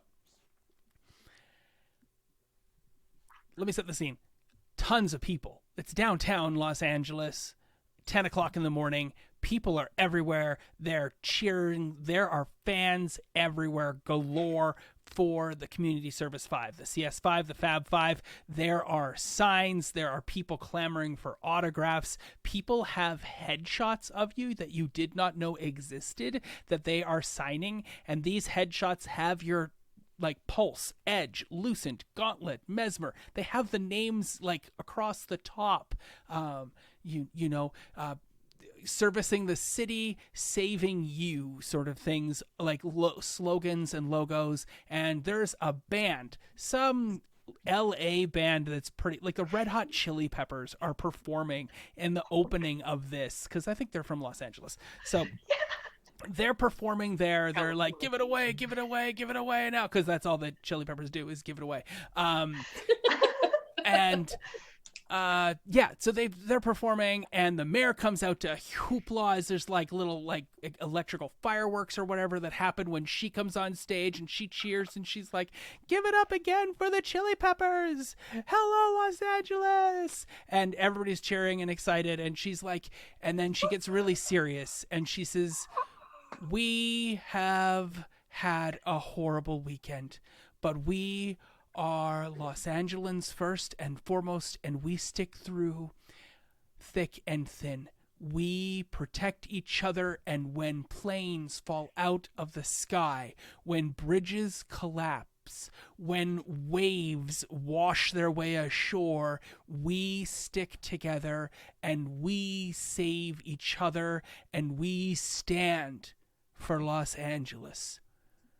And I would like to present to you the 5 most famous people, the 5 Los Angelans who stepped up above and beyond their community service duties to save our city over the weekend. They work for you. They work for us. These people are true angels in the city of Los Angeles. You know them all. You know them well. I would like to bring them all on stage to the biggest uproaring fanfare we can have. They are Edge. Oh, yeah. Cheers. Whoa. Pulse. Oh, yeah. Cheers. Whoa. Gauntlet. I love you. Kim, can I marry you? Marry me, Gauntlet. Oh, yeah. You cheated, Gauntlet. You had superpowers when you beat me in that race. You can hear that as, oh, yeah, wow. Mesmer. Oh, yeah. I don't know what your powers are, but yay for you. Oh, yeah, wow. Lucent. Yay. Woo. Like one guy. Kind of dies down. It picks back up though. The 5 of you are on stage. Everyone's cheering. It's going nuts. It doubtlessly, I hope that you yourselves as players can kind of feel this impetus here. There's like 2,000 people. It's like the Super Bowl or the Stanley Cup or whatever the heck they win in basketball is brought back to the city, and it's being presented everywhere. And it's got like the basketball one has that little golden football on it, and then like a little holdy thingy. Maybe they put their names on it. I don't know. I live in Canada. We only care about the Stanley Cup. So, So it's a giant cup. Exactly, the big cup, and it's got rings below it to put everybody's name on it that won the cup. So that's what's happening. You're getting this impression. There was a parade or some point earlier on in the morning, and people are taking off the time from work. All of the buildings around you are suffused with people looking and staring, and all of these things are happening. And questions start getting asked, but we spent a ton of time on that opening scene in the apartment, and we only have like half an hour left, so questions are asked, and they're awkward, and some are lame, and some are interesting, and they all gain a good understanding of who you are as people. But I want to turn the game over to you, because post this, and I'll turn it over to each of you in order with whoever would like to go first.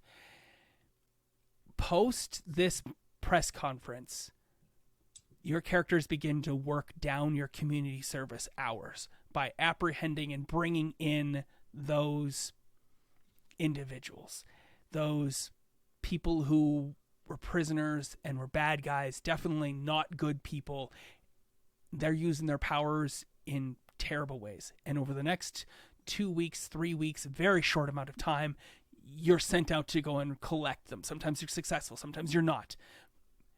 I'd like you to have the chance to narrate the scene, to explain how your character, from your character's perspective, your friends can help, they can be part of it too, but how you were involved in that superhero. So we're getting the flip pages of that thing, and I'd like to spend the next 10-15 minutes, as we get like 3 minutes each of you or so, to explain, to describe how your character saves the day, brings down a bad guy, as it were. I wanted to clue you into this ahead of time, but I also really wanted to see what you were all like off the cuff with these cool little scenes and moments, and you're all amazing players, so I don't doubt that's great. Does anybody need to go last so that we can schedule that, because you really want a bit more time than what everybody else is getting?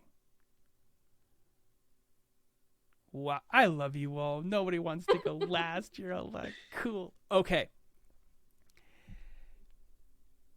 Patty O'Greer is overcome with happiness for you. Tells you you're an amazing asset. And where this scene ends, your scenes take over for the flowing thing, but it leads to the next press conference.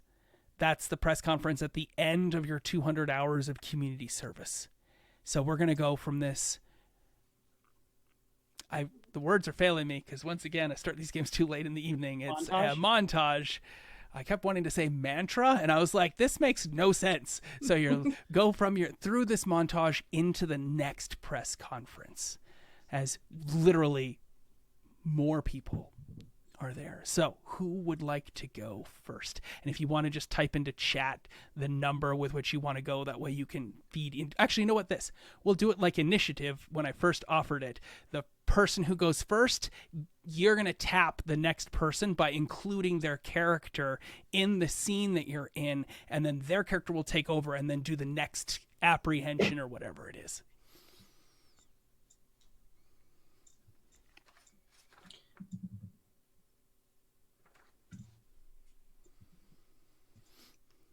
Before we take over and we start, because I see that Leo wants to go first, I just want to point out, you can see them in the crowd. Mom and Dad McHenry are there. You see Mama Rose is there. you catch the eye of Mandy, your daughter, in the crowd. Maybe she's in that Starbucks drinking a strawberry frappuccino looking disapproving, but you spot her as we go from this montage. So for the people who are looking at the comic book, you see this page, you can see central key important figures. You see Aunt Julie is standing right next to the lady Samantha's in love with, and I keep forgetting her name. Regina.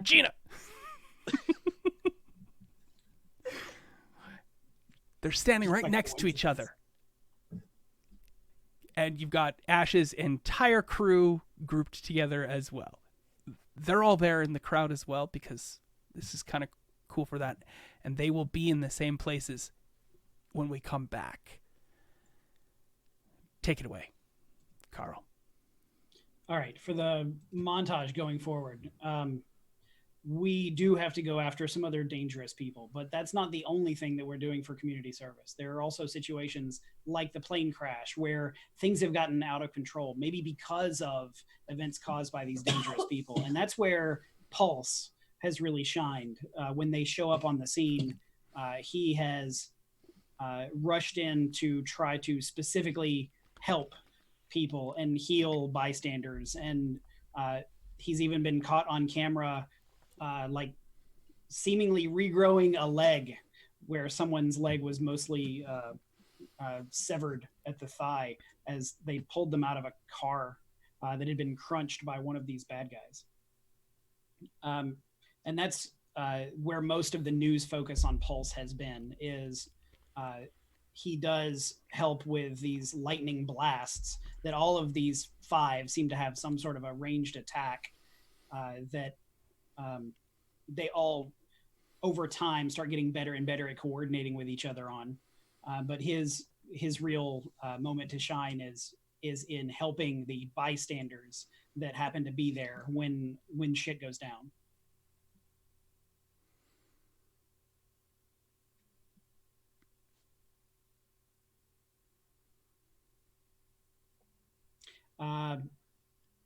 In fact, there was one incident in particular where the car accident where someone had to be pulled out of a car and he had to immediately, what's the word? The boost. He had to use the maxing out, where he just seemed to turn his arms into lightning to try to defibrillate this poor person, and seemingly regrew where the leg was almost entirely severed. That wouldn't have been possible if it hadn't been for Jess being there to use the gauntlet to rip the side of the car open like a can and help pull this person out. That's cool. Yeah. I'm sad it wasn't Jess that lost her leg, but I'll take it.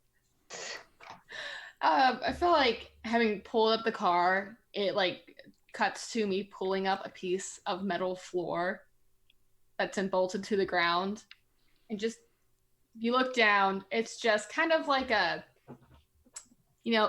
basically just filled with crooks. You see, no, it's like we just kind of went into like a mobster's area, their warehouse. I pull up the floor, I drop down, and I just start tossing people. And it's like, I hear, gunshot go off. I hide behind a crate. And as one runs by, I just put out my metal arm and I totally just clothesline whoever's running by me.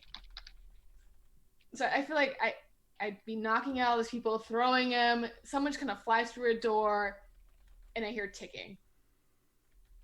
And I kind of realize, I'm like, what is this, weird noise?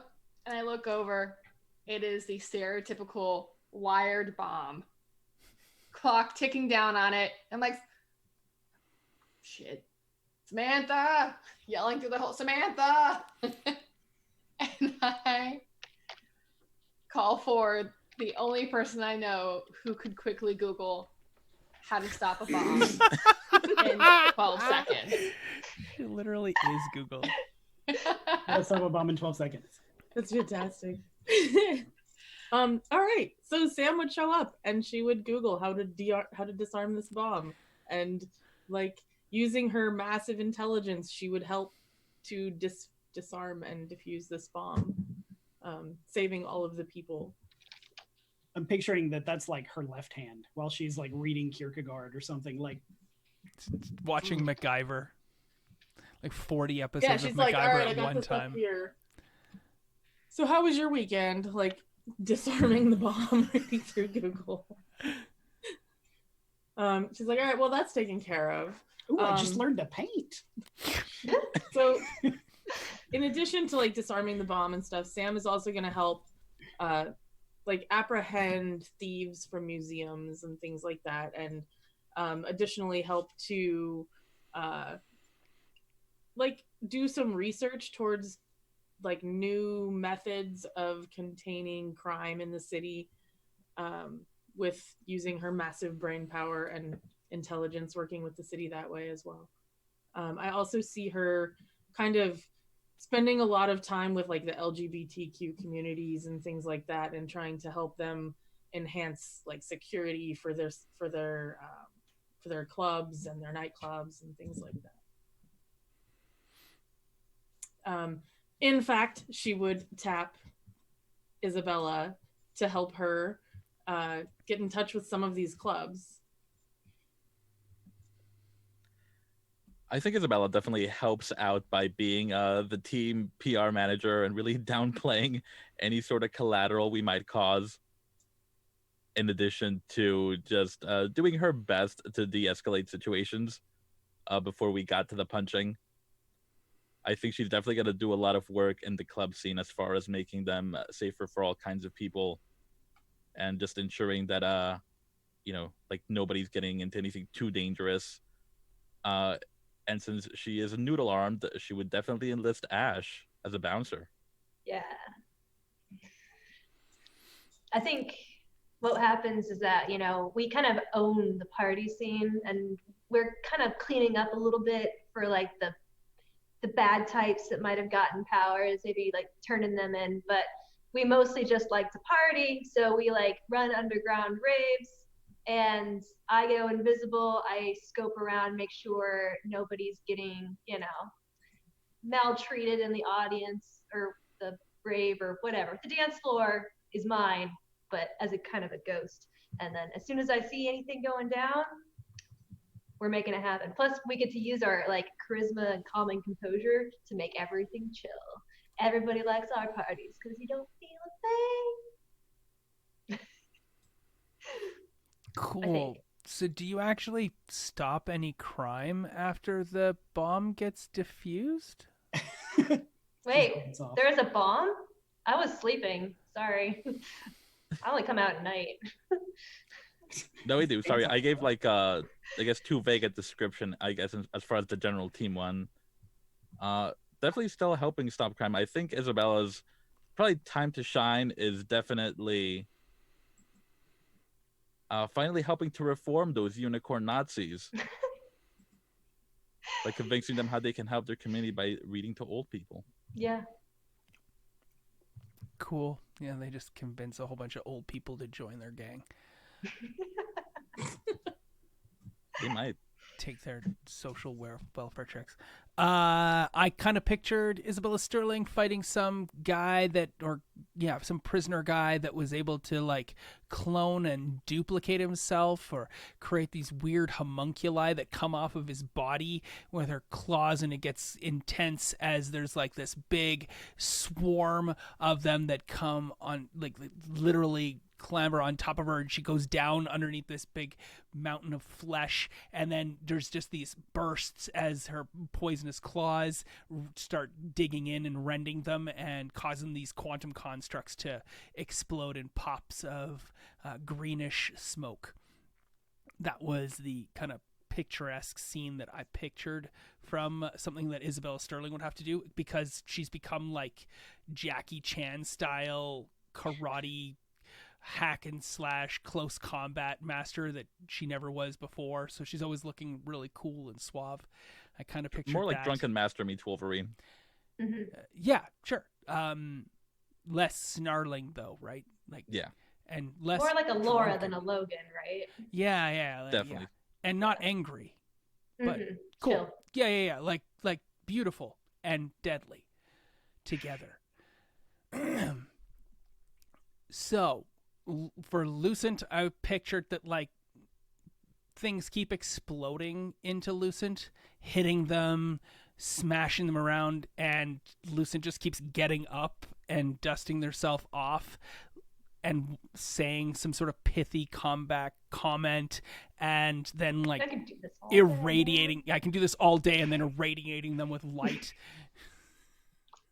Feel the power, feel the burn, sort of thing. Are you working out? There's I need a better catchphrase. I'm working on it. Okay. Yeah. Now, like, Do you say lights at when you punch someone? yes. and like, and that's become the catchphrase. Is like, oh, I need a better catchphrase. Is there like a Mhm. body laying there smoking unconscious in front of Lucent, and Yeah. the glowing like dawn's coming up, and Lucent's like shit and starting to glow and glitter and reflect. So this is kind of how I pictured these montages as you take out how many 40, 50 prisoners that escaped from this highway here, but there are other new aberrants. There are other erupted nova that are doing illegal, terrible things, and you bring them to justice as well. And just like it was with Randall Rasmussen, the guard, and TikTok magnate, you don't seem to ask a ton of questions after you bring them in. Just kind of like drop the bodies off and be like, how many hours is that? We're so mercenary. They never give us an answer. There's no running total. We just have to get mad every time it happens.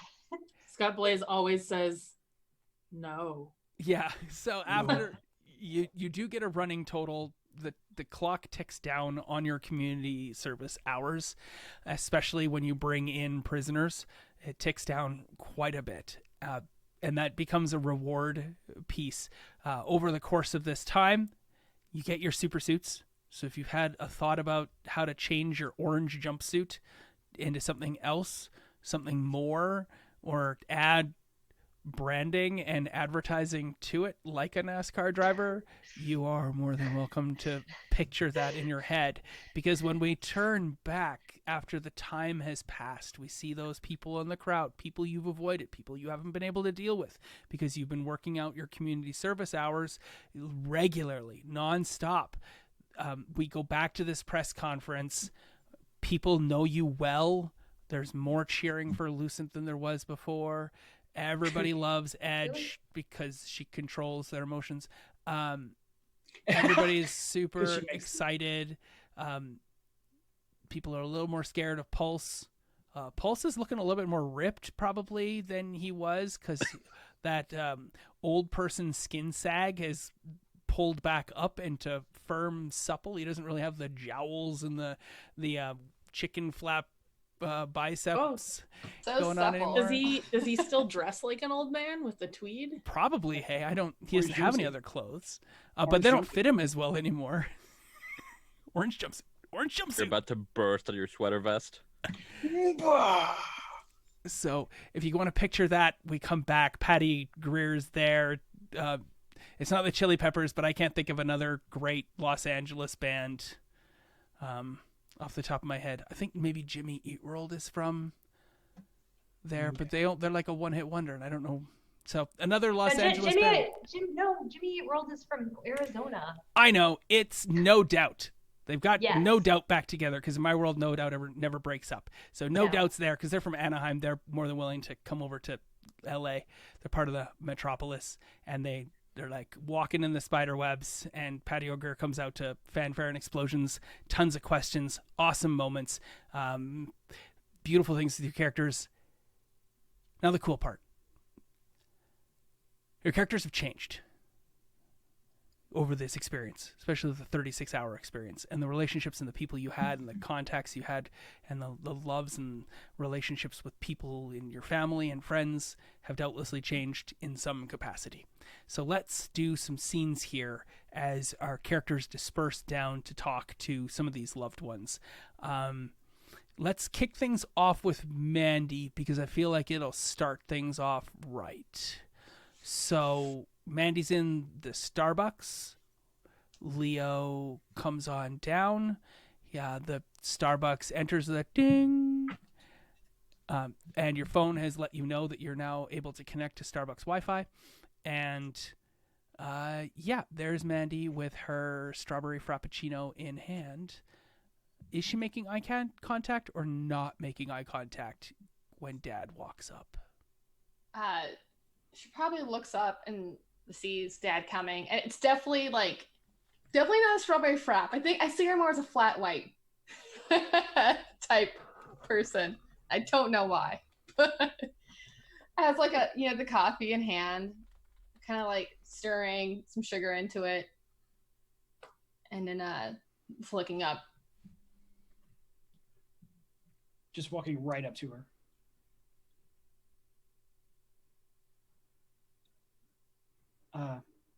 How you been? Good. The apartment's been very quiet. Yeah. I'm sorry about that. I'm glad you got in okay and got settled. I didn't really know if, after I talked to you last time, I didn't know if you really wanted me to help or there. I know it was really scary. Yeah, that was yeah. Dad, all my friends think you're hot, and that's just weird. All right. I don't know what happened, but I don't know. This is just strange. You look younger than me.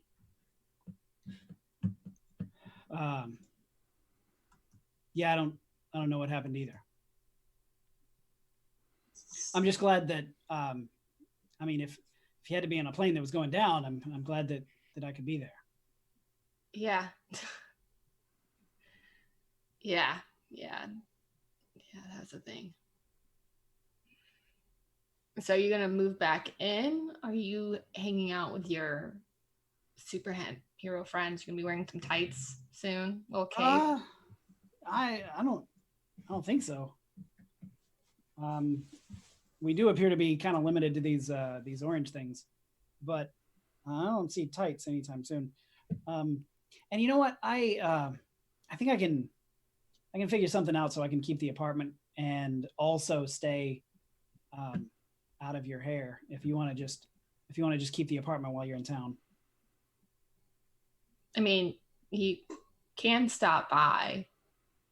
I guess it's kind of strange. You're gonna have to wear a hat that says Dad, or the landlord's gonna be really thinking I'm just having everyone around. Oh, I'll talk to her. It's probably fine. Hey, have you seen the cat? There's a cat that used to come around, and I fed her once in a while. Yeah, she really, really likes burgers. It's kind of strange. Oh, yeah, I wouldn't have thought of that. Yeah, she kind of loves them. Yeah, I mean, I'm happy you're okay. I figured that one day I'd be wiping your ass, but I really think I'd be wiping your ass as a baby. Yeah, I'm kind of worried about that now too. Yeah, at least you'll be cuter then. It's a lot easier to take care of a cute baby. Yeah. Great. Got that to look forward to then. So you said you're interning? How's work? It's good. No one really has caught on to the fact that I'm your daughter, so you're kind of the talk. I'm looking around Starbucks. People are surreptitiously taking pictures. Yeah. It's going to be really and I feel like I would notice, but it's going to be really cute when everyone thinks I'm dating my dad. That's going to be great. Yeah. I'm sorry. So, I mean, you didn't do it on purpose, but I mean, I don't, do you want to come by on Sunday? I'm not cooking. I don't do that, but I can pick up burgers. You can feed it to the cat. That'd be nice. I don't You're think okay, that though. people are going to be thinking that Mandy is going to be dating Pulse. There's a big war going on the social media that Pulse and Edge are shipping, and then they're fighting with all the people who actually have Pulse and Mesmer the ship. And as Pulse is de-aged, more Pulse Gauntlet shippers are coming about. That's so funny. Yeah. But not very many, like at all. But not a normie. No, not an army. There's the Pulse Edge Army, or the Pedge. No, They're called Normie. Normie. And Mandy would be a normie. Yeah. Pulse A Edge is muggle. called Pedge and Pesmer. Pesmer. You got shipping names? That's Yeah, awesome. they've got shipping names and everything. Okay. Yeah, that'd be really nice, Mandy. This weekend. Yeah. We can play cards or something. You still like an Asta? Oh my god. You can look at That's her, a but you're perfect always moment on- to end that scene Okay. on, where we get this rapprochement between Bring out some Gauntlet liquor. and Pulse. I feel like, yeah, Mandy grew to accept that her dad was still her dad. So Yeah. that's I'd say so. That's pretty beautiful. The next scene I wanted to do, I posted. I wanted to do Regina, Sam, Aunt Julie scene. So if we could get the people for Regina, Sam, Aunt Julie, please, players, post in the Zoom group chat. I don't remember all of the scenes you wanted to have to end the game with. Right. Yes. Thanks, Mom, Dad, especially. Maybe we'll do that one next for Gauntlet. Yes, and I want the agent, and I want the agent to be there for Jess as well.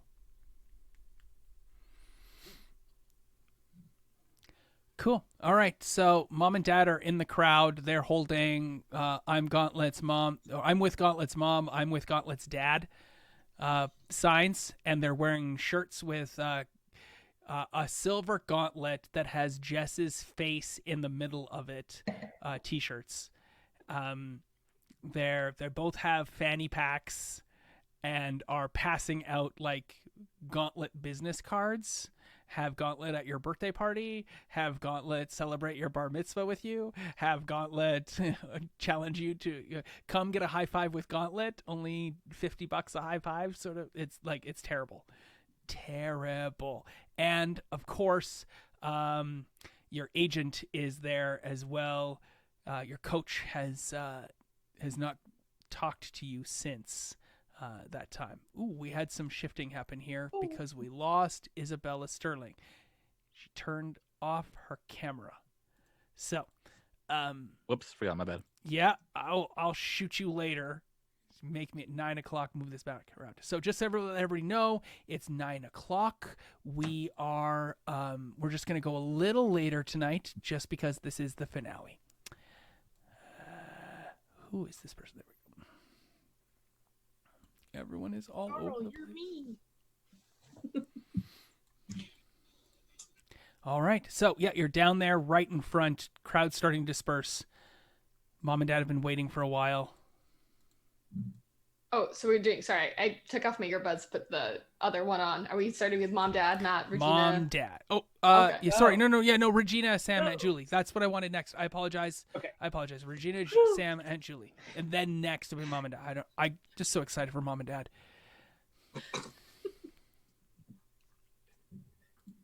And then the screen's changed, and sorry, everyone.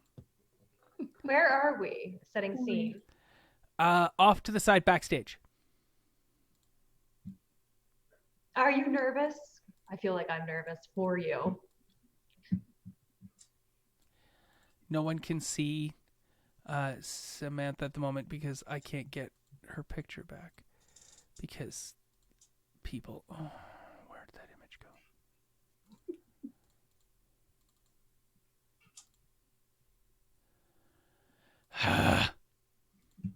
We shall How- find. How far has our relationship progressed now, Samantha?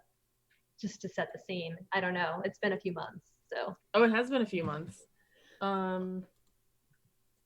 Sam is a lot more confident now, so I'm pretty sure she would have come out and said how she feels.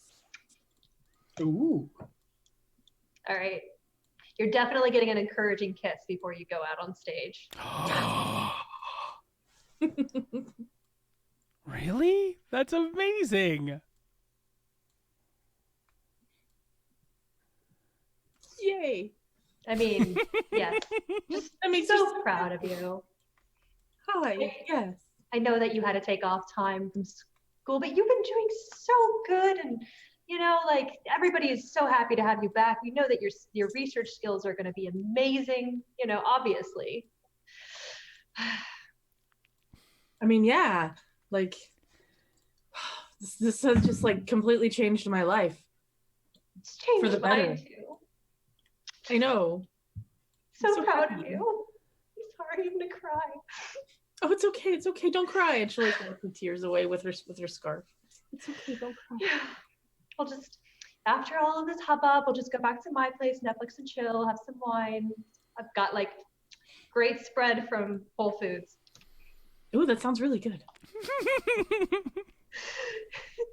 Your favorite olives? Oh, the Just Greek knock 'em ones, the dead. black Greek ones, I really love those. Yes. It's really awkward. Aunt Julie walks up. Oh, hi. Oh.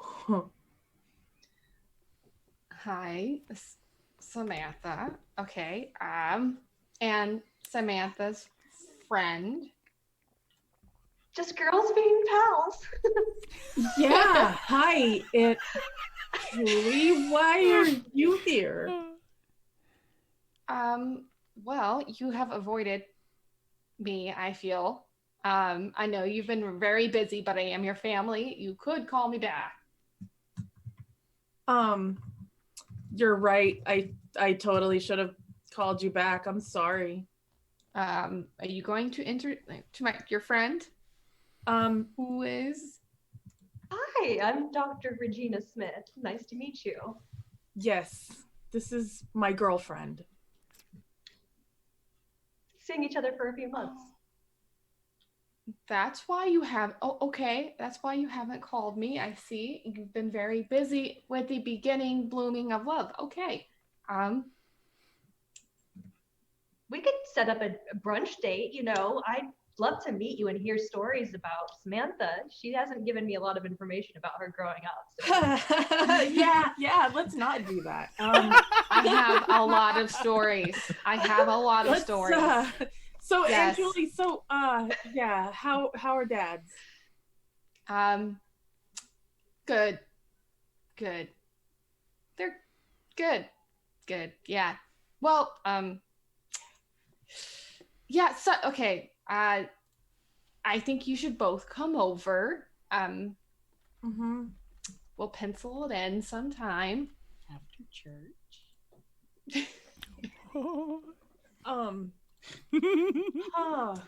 Okay. And I could learn more about your girlfriend.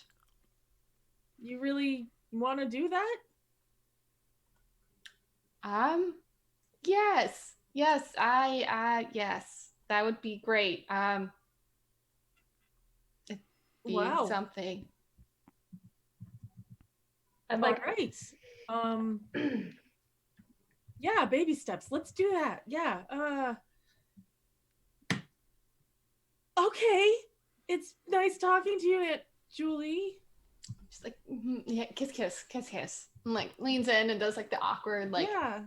You don't know if you're actually supposed to touch, but if you do it by accident, it's like, oh, the makeup. Samantha, the makeup.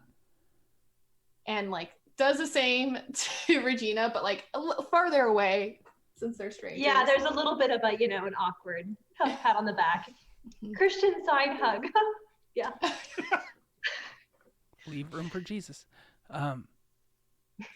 Is there any jealousy trickling off of Aunt Julie? Concern. Okay. I'd say concern and confusion. Good.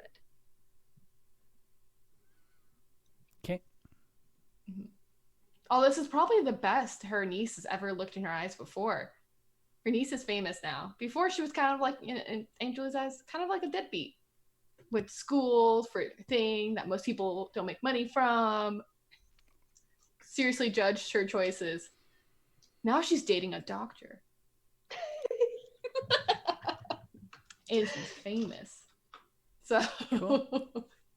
she'll like bypass the part that, you know, she may not have thought it was going to be a girlfriend, but damn, she's still a doctor. Cool.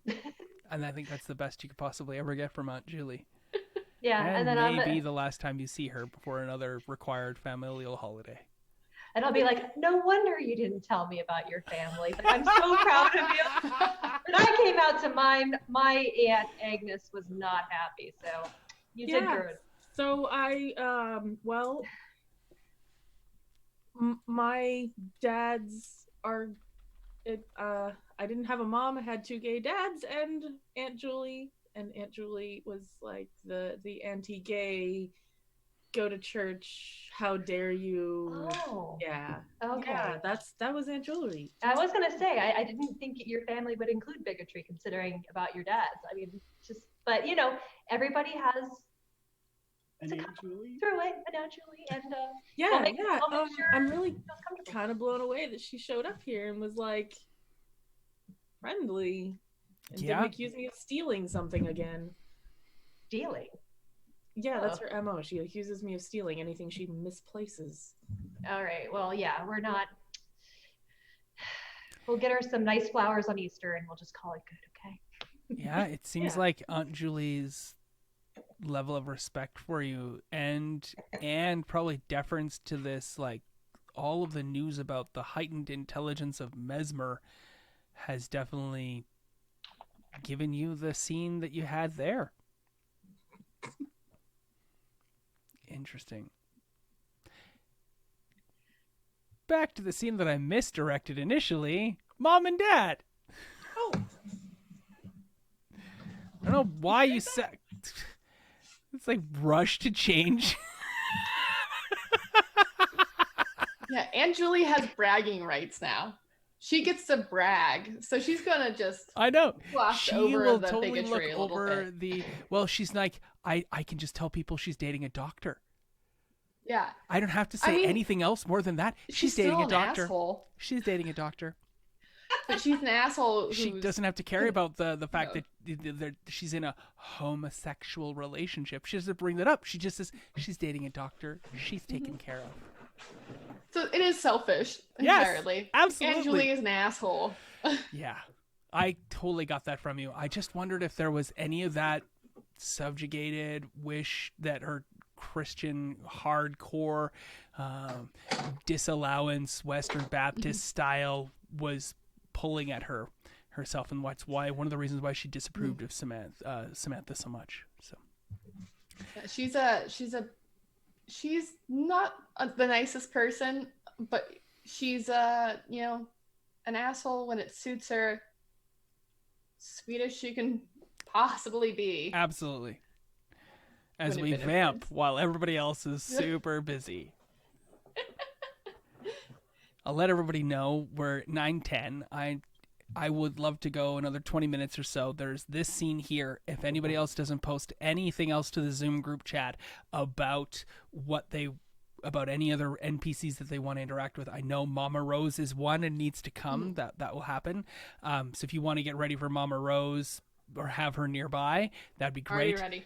Perfect. So I think that this mom and dad scene will probably take a little bit of time because everybody loves these characters so much.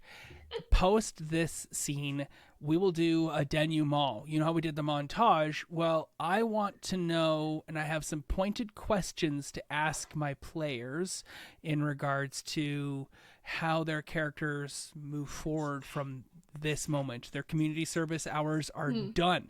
Don't forget, this is celebratory. Your community service hours are done, and this press conference is when you realized and found out that they'd taken the last 1 hour that remained it off your docket. So we'll get back to that in a moment as Mom and Dad are there in their t-shirts with silver hands and Jess's face in the middle of it. I'm with Gauntlet's dad. I'm with Gauntlet's mom. Signs.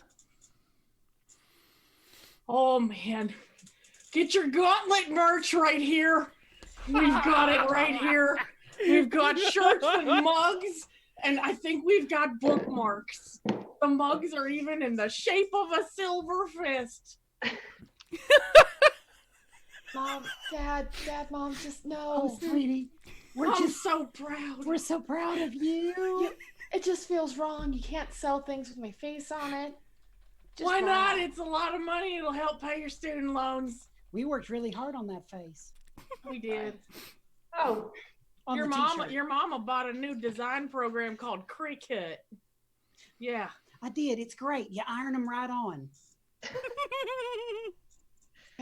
Okay. We even had cousin Jimmy come over and help us with the graphic design. Oh yeah, I have one. $20. All right. Okay. Yeah. All right. Fine. I'll take it. Don't Sure. go on it. Right. Yeah. Yeah. They Look, love we got you. pennants like the baseball pennants, but they say gauntlet. Look, your face is on it. It's just 2 inches tall. I I'm so don't- proud of you. I don't think you have to worry about those scholarships anymore. So it doesn't bother you that I can't do track and field anymore? What do you mean you can't? Buddy. You don't understand. People have been calling us. They want you to do your track stuff, but not competing. They want you to show off. Honey, I wanted to save this for later, but Michelin wants to sponsor you. A tire company? Well, yeah. Jump in there, Velvet. Jump in there. Well, you have to go fast, don't you? So we're still ironing a lot of the details out. I'm trying to press them for more, but they're being stubborn. Sweetie, how do Listen, you your feel- future is set. How do you feel about Coca-Cola? I don't. Oh God. Oh, sorry. Oh gosh. Sorry, Mom, Dad. Yeah. How about we just do if I can do a few events a month. Sure, Michelin. Maybe I'm more of a Pepsi girl, but Yeah, but for the paycheck, you'll wear red, right? I'm terrible in red, Mom. I You look can terrible drink in whatever red. you want at home. You just have to. You don't even have to drink it. Just sip it and spit it out. Okay, one event a week. That is max. That is all I'm doing. And better pay well. But look, Coca-Cola is the colors of Alabama. Yeah. And you got to roll Tide a little bit, honey. All right. You're going to wear some red and white. Also, they're based in Atlanta. Yeah, they based in Atlanta. It's local. All right. Florida. Okay. Yeah, they're from back home. Okay. Yeah. Just one event a week. I can finish my degree, and then What That's you need it. a degree for? You're a superhero. we don't know how long. Honey, I might get so old I can't lift this thing anyways. I mean, she ain't got to have a degree. She's set for life. She's going to be a billionaire. sweetie, if you want to finish your degree, you can do that. Thanks, Mom. I mean, what's your degree in again? Honey, Seriously, Dad. I don't even remember because you're so great as Gauntlet.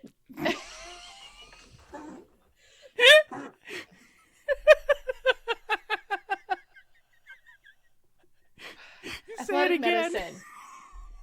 Gauntlet. Athletic medicine.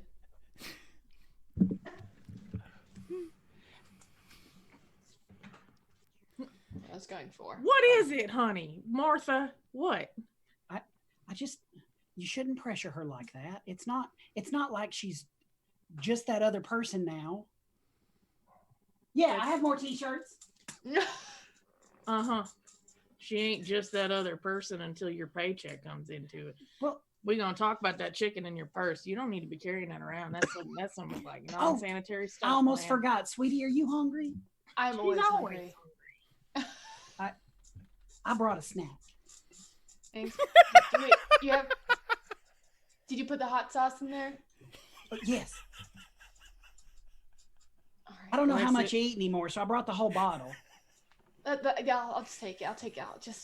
Okay. I'll take it all. You got the napkins too. I got a whole roll of paper towels right here. Each one of them has your face on it. You can Oh, rip them cool. off in the short version, and that's got your face, or you can rip off 2 of them, and it says your face and it says Gauntlet. It's really hard to get the iron-ons on those. Tell me you didn't make this with toilet paper. It ain't toilet paper. All right, look, Charmin is some tough stuff. Look, we had to use the good paper towels. The other ones just burned. Them thick ones, you know, them like, I don't even remember the name, but they thick and they soft and they work real good. I'm gonna buy a printer. So at that exchange, I'm just slipping Golden Agency like business cards until like all their merch, all their back is turned. Did you change the Golden Agency to some other name to capitalize on the fist of Gauntlet? Oh, it's still Golden Agency on the front, but on the back it's just like a big silver fist, and it's like representatives of the Gauntlet. Nice. Yeah, it seems like your parents have completely gone off the deep end, and still rely entirely upon your success to be the measure of their success. Also, Spend a lot of time on me. I love to think that Stuart always has a straw to his mouth for like whatever soda pop he's drinking from some sort of fast food place. Like he's always drinking soda because this thick. It's Coke, right? Coca-Cola. It's part of the Coke deal. Yeah. I always got to be drinking a Coke. Oh, also they said they don't like it when we call it Coke deal. Yeah, They probably said not, that, Mom. that means something else. I don't know what they talking about. You know. So, I don't can understand. we go eat now? We could talk about. Oh, sweetie, yes. We rented out the whole Waffle House. Okay, because I'm so hungry. And I feel like we'd go and I'd probably eat far too much, but that waitress is getting a great tip. I get the feeling that they rented out And a the whole t-shirt. Waffle House and then sold the seats to other people to spectate Jess eating. Only VIPs. So, yeah, I really get the feel. Like, is there anything else you guys want from this scene? I'm gonna. I feel like I saw I'm what so proud of you. I have. Yeah, my adoring parent, and then I have my agent who is just like, money, money, money. I had so much faith in you. Cool. All right, let's do this. I would like to see maybe 2 scenes. I would like to see a scene with Ash and an NPC. I feel like we got a ton of growth otherwise. So throughout. So if you don't feel the need for it, that's fine. I'm just gonna shout at them from the crowd, and they'll shout back. We'll just do that. So we'll just get a Mama Rose scene here, and then we will move on. This is like Paige gets to do a ton of characters because she missed a couple games, and everybody wants to get their last bits out while Carl and Sarah drop off the parents. Thank you so much for those 2 characters. They stole the show every time they appeared. Yes, that was the best. The best that I've seen yet. So of Ash's crew that she had, who does she still... I keep saying she. Who do they still talk to now that Ash is famous and is Lucent and is hanging around with these other superpowered people? I honestly think their brother is much cooler now and takes them much more seriously. So they'll be there. Hopefully brought the kids, just to see how cool I am, because my look is on point now. But we'll get into that once it's my scene. Cool. I want to see that scene. That would make me so happy to see that scene. Yeah, cool. All right, let's do this Mama Rose and Isabella Sterling. And then we'll do Carl, then we'll do Owen. Cool. Sugar Bear, you done? Just 1 second, and then just keep Princess waving at the cameras. They're all packing up now. But 3 of them are still like there. They can't stop taking pictures of Isabel Sterling. It's like she's commanded them to continue to take her picture. But I didn't. I totally did. Okay, now I'm done. How are you, Alright, Mama? Good. It's pot roast day. I thought you'd want to come back. I was heading over after, but this kind of ran long. They always do. Yeah, it kind of happens when you're famous. Like Isabella Sterling. Like the silver. The gold's platinum. I know you kind of drummed up business, but although I get some of the weirdest people asking questions about you. Very strange. You can always make up the answers. I asked what your favorite underwear color was. Probably the weirdest one I got, to be honest. That's weird that they would ask. Everybody knows it's red. I told them commando. Even better. Well, I guess what are you gonna do now? You don't kind of have to do it anymore. Oh yeah, no, that was kind of a resume builder for me. Hoping to go for the big leagues now. Team Utopia is fine and all, but they're a little weird sometimes. Yeah. You're kind of weird sometimes, so I think it kind of works. Yeah, but I was weird sometimes before it was cool. They're just That's posers true. now. You were kind of the OG. Hey. So listen, Ma, I wanted to talk to you about something. I know you're really big on the small diner in the community, but I was gonna ask you, did you ever think about branching out? To Like a franchise? Oh, I don't know. They always get so cheapened after that, don't you think? I mean, do you think it'd be as good? I think with you in charge it would be, because I've been doing a lot of these sponsor and advertising deals on the side, and I usually would just spend them on like fancy stuff, but everybody sends me their crap for free to just try it on for the magazine. So like if you wanted some help getting started, like it's all yours. I mean, I might need a business partner in this. I mean, pretty good business. Well, The then face I part would, anyway, not the money part. yeah, I'll take care of the money part. Yeah, you I've should been probably do that. doing pretty good at that part, but you're good with the people more so than I am. So, yeah, I guess what would you want to call it? It's still gonna be Mama Rose's. You don't want Mama Rose and Isabella Sterling. Like, I guess that is long. Yeah, it's still too long. Mama Rose is iconic. You can just put my face on the menus. That's fair. Yeah, I say that's a damn good idea, Sugar Bear. Just name a waffle after me.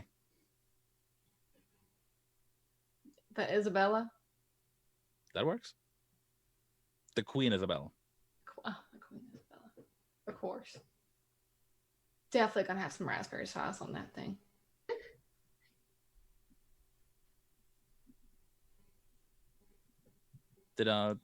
Is everything better at the apartment now? We kind of pieced and didn't really check back in. Yeah, they kind of sold that one, kind of broke it up after they found out that one woman did the one thing and blamed the one dude who definitely couldn't do the thing. And but he's kind of around now though, because I just kind of moved to a different place within there since they want to take the daughter out of the school system. So now I got a crystal porcupine who lives with me. Well, not with me, but like in the building. It's kind of strange. Yeah, Randall's good people. Yeah. Turns out he wasn't a Nazi, but now we don't have any in the building, so that's even better. There you go. See? Everything works out. Yeah, it turns out people are scared of porcupines, especially if the crystal man type. Kind of scares out the riffraff. Great. But I mean, even then, it doesn't sound like you'll need to be living there much longer if the franchise works out. I kind of like it though. Kind of my place. But I guess I can live somewhere else. Always rent it out. Unless you want it. No, I think I'll stick to traveling for a while. Hey, thanks for everything, Mama. Anytime, Sugar Bear. I feel like we'd go eat pot roast now, which actually I'm a vegetarian, but it sounds very good. Yeah, definitely. Let's go eat. Did I beat Carl back? Yeah. Oh, okay. Well, that seems doubtlessly reached its conclusion. Yeah. Yeah. That was like a 30-second scene at best. And I was gone for like at least a minute. Oh, there's Carl. Okay, there so he is. now let's move on to Ash and Owen. Okay, I feel like this is... How does Ash deal with the fame and the crowds and the people? Very, I let Edge take on all of the popularity. I just happen to be like the right hand, to that. And I only come out at certain hours at night and only go on stage if it's like I confront the punk shows that I like, like we have, but I'm not very articulate. So, but I've got that kind of presence enough to like, and then, I'll just come up on stage, MC a little bit, and then let everybody else chill. In terms of fame, yeah, I just kind of hide as much as possible because I'm not really used to spotlight, but I just happen to be kind of in the background and not saying a lot. Okay, cool. So as soon as you're done, you're like slipping out the back? Out of the press conference? Yeah. Yeah. Cool. So in terms of an update on a look, I just want to make sure that you all know my jumpsuit is now black, of course. My hair's shorter. I have sunglasses on all the time. I am still glowing, but I've definitely like snazzed it up a little bit. I tried to make myself look a little bit more like put together and not so, trashy all the time. There's still a trash element, but it's like glam trash. And it was all Isabella Sterling's help. So the makeover happened. So black when you're wearing black barks like a dog. It doesn't even look black anymore. People naturally assume that you're wearing color. Just the way of it. Because you sparkle. I'm bright. Yeah. They don't assume that was black. They just like, no, it wasn't black. That was some sort of like mirror thing or like a muted red or some sort of like royal purple. It's weird. Nonetheless, you slip backstage and that's where Owen is waiting off to the wings behind where all of the assistants and helpers are. Hey, bro. Oh, How's it going? Ash, it's so good to see you. Yeah. I know I've been pretty busy. Sorry. We didn't get to talk much last time, and I've been worried, but you've been all over the news, so it's like really weird. It's kind of hard and easy to keep up with you. That's good. I'm glad, like different worlds now, but I feel like, things are cool, right? Like still invited over to family dinner or whatever. Oh yeah. Okay. I mean, like the kids were looking forward to seeing you. Yeah, I like don't have an action figure like those guys do, but we could make one. I don't know. We'll just find a Barbie and chop its head off or hair off, not its head. No, they would rather play with you. Oh, okay. I could come over. I mean, if it's like, I sleep a lot during the day, so it'll be like a night thing. It's good with me.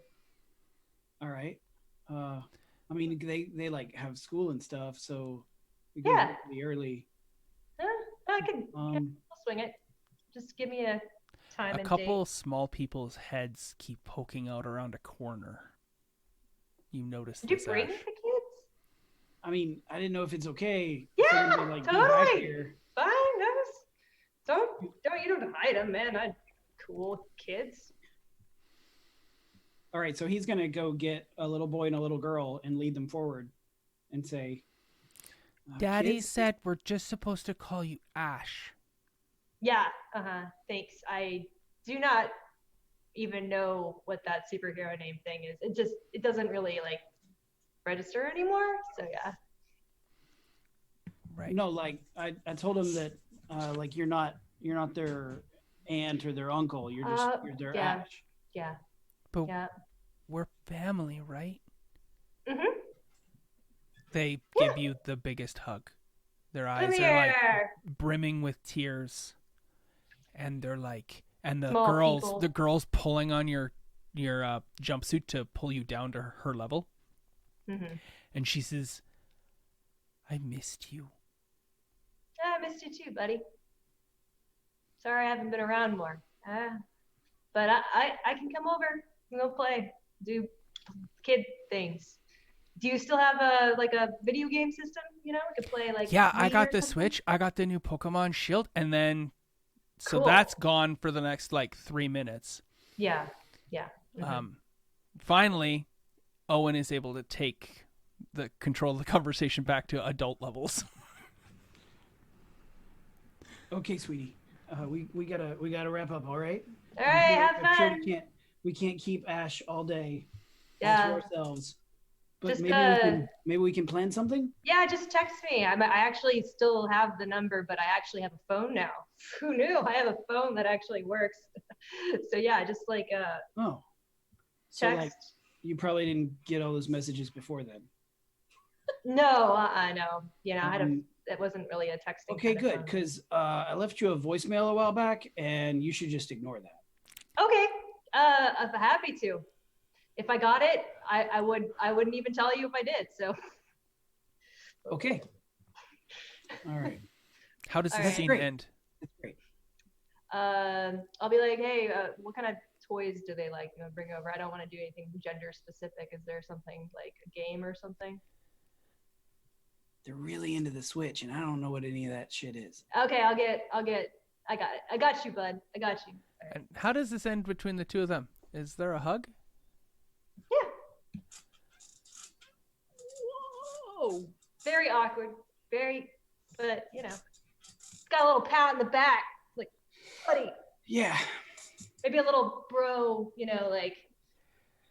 except you totally miss it because you're totally square. It's all right. Cool. Is Ash overcompensating? How does Ash feel about this hug? This like genuine wanted hug? I got used to it. I'm cool. I'm Get cool. used to it already. Yeah. I don't feel anything yet. It'll take me a few years and probably some therapy if I actually ever commit to it. The but yeah. little boy, you could tell, was when the hug happens, the little boy goes, "Yes!" Wow, buddy. You should hug your son around more. the corner, yeah. And that will end that right there. With the line, "You should hug your son more." Yeah. So true. Just in general, people. Yeah. Hug the people you love. If you're out there. Little boys need love too. I'm going to ask some questions. I will ask a question and shoot it out to each of you. Whoever wants to answer it first, by all means. If you don't feel like answering the question, there's no obligation for you to answer the question.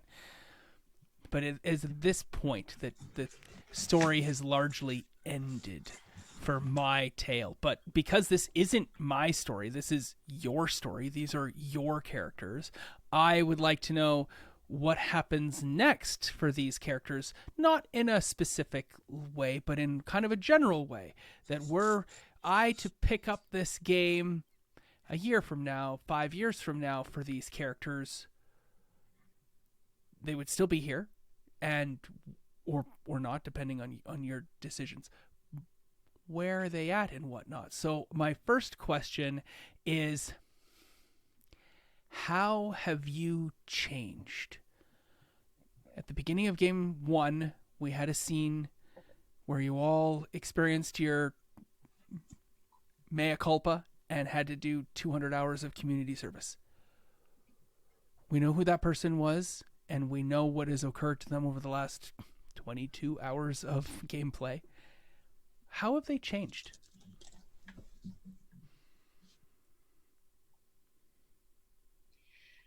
I'd say I'm less resistant to authority as long as I can find a way to finagle my way around it and get what I want.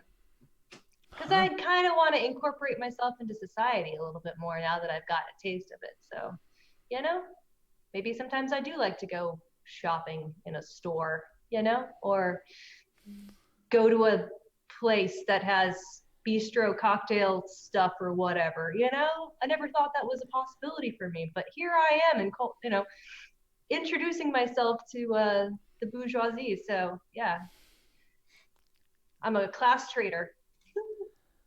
Not really. I mean, I'll tag something in the bathroom, but Do you think that comes from the change between unconscious disapproval and unconscious approval that Ash is getting from society? yeah, I kind of like don't care anymore, but I don't care anymore by being drunk all the time. I don't care anymore by kind of just knowing that the system is the way it is and that people are people. People are people.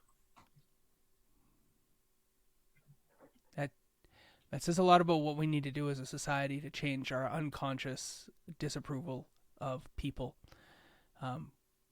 Just in the story that Ash has shown over this last time.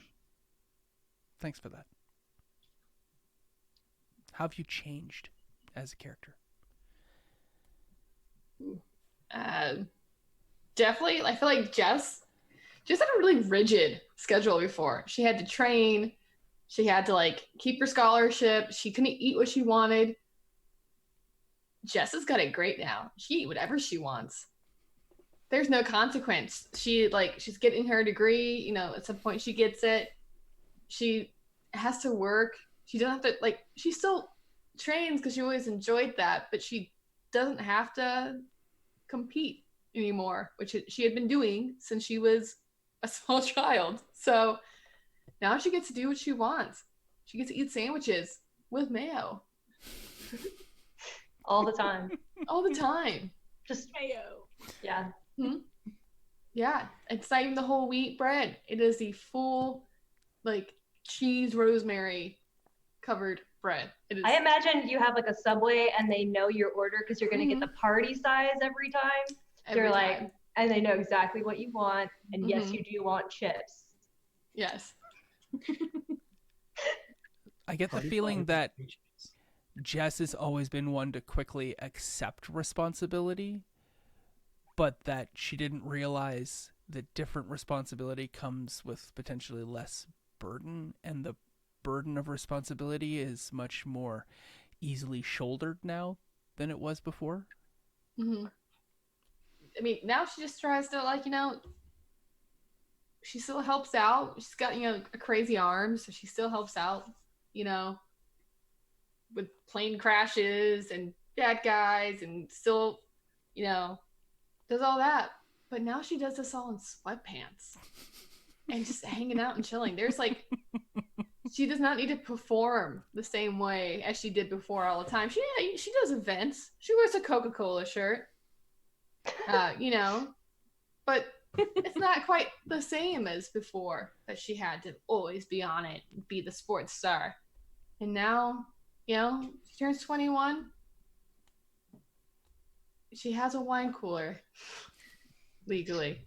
And it tastes terrible. Why did she do that? What a terrible thing to go to community service over. I mean, this sea breeze.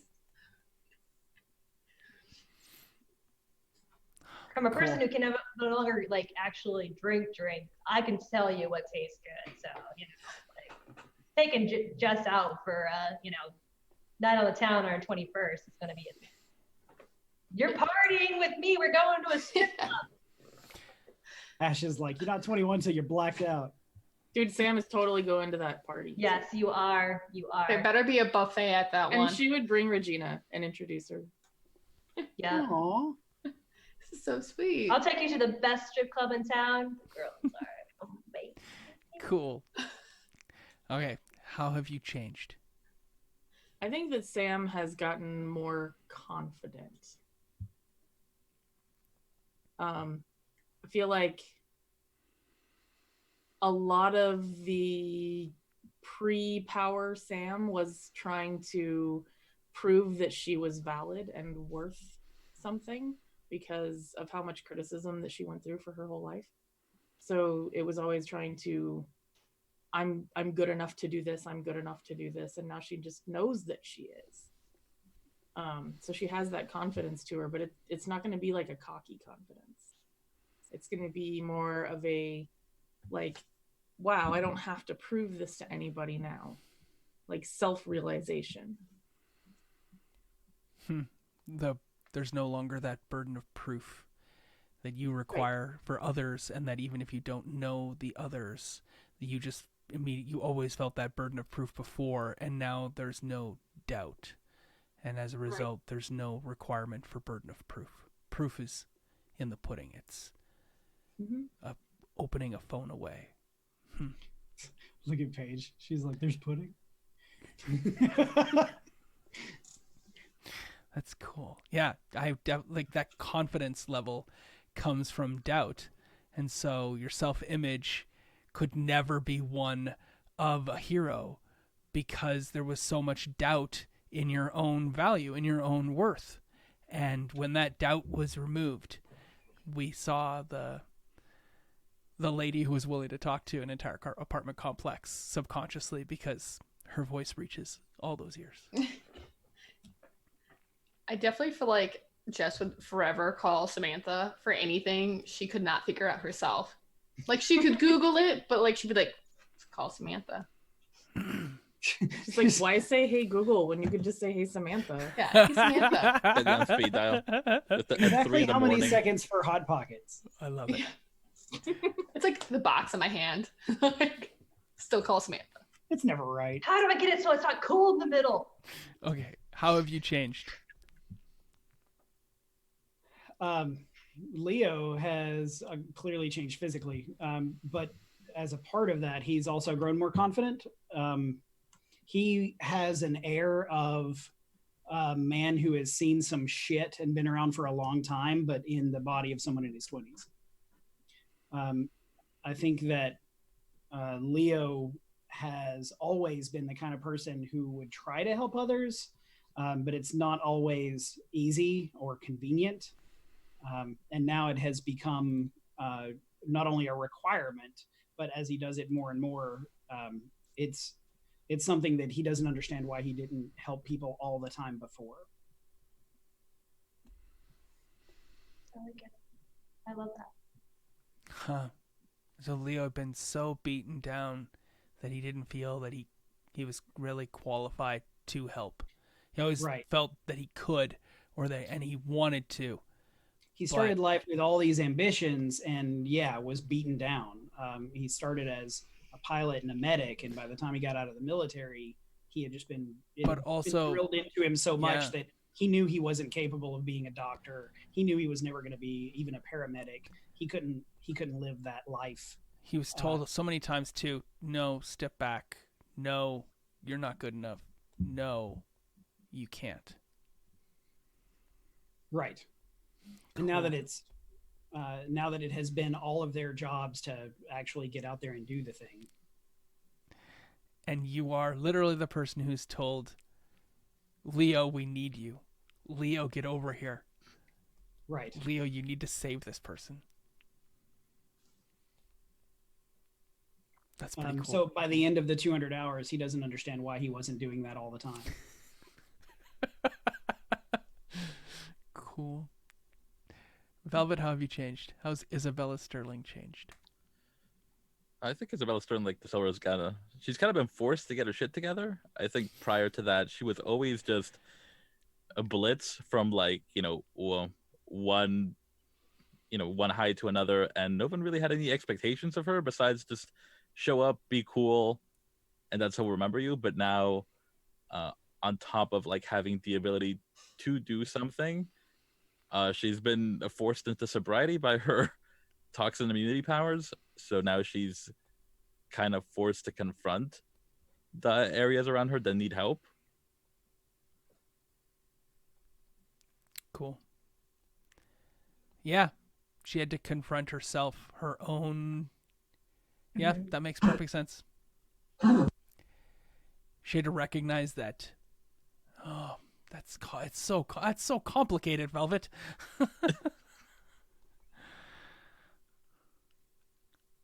Oh, I'm gonna be thinking about that one for frick. She had to stop being distracted by herself to recognize other people. Yeah. Frick. That's...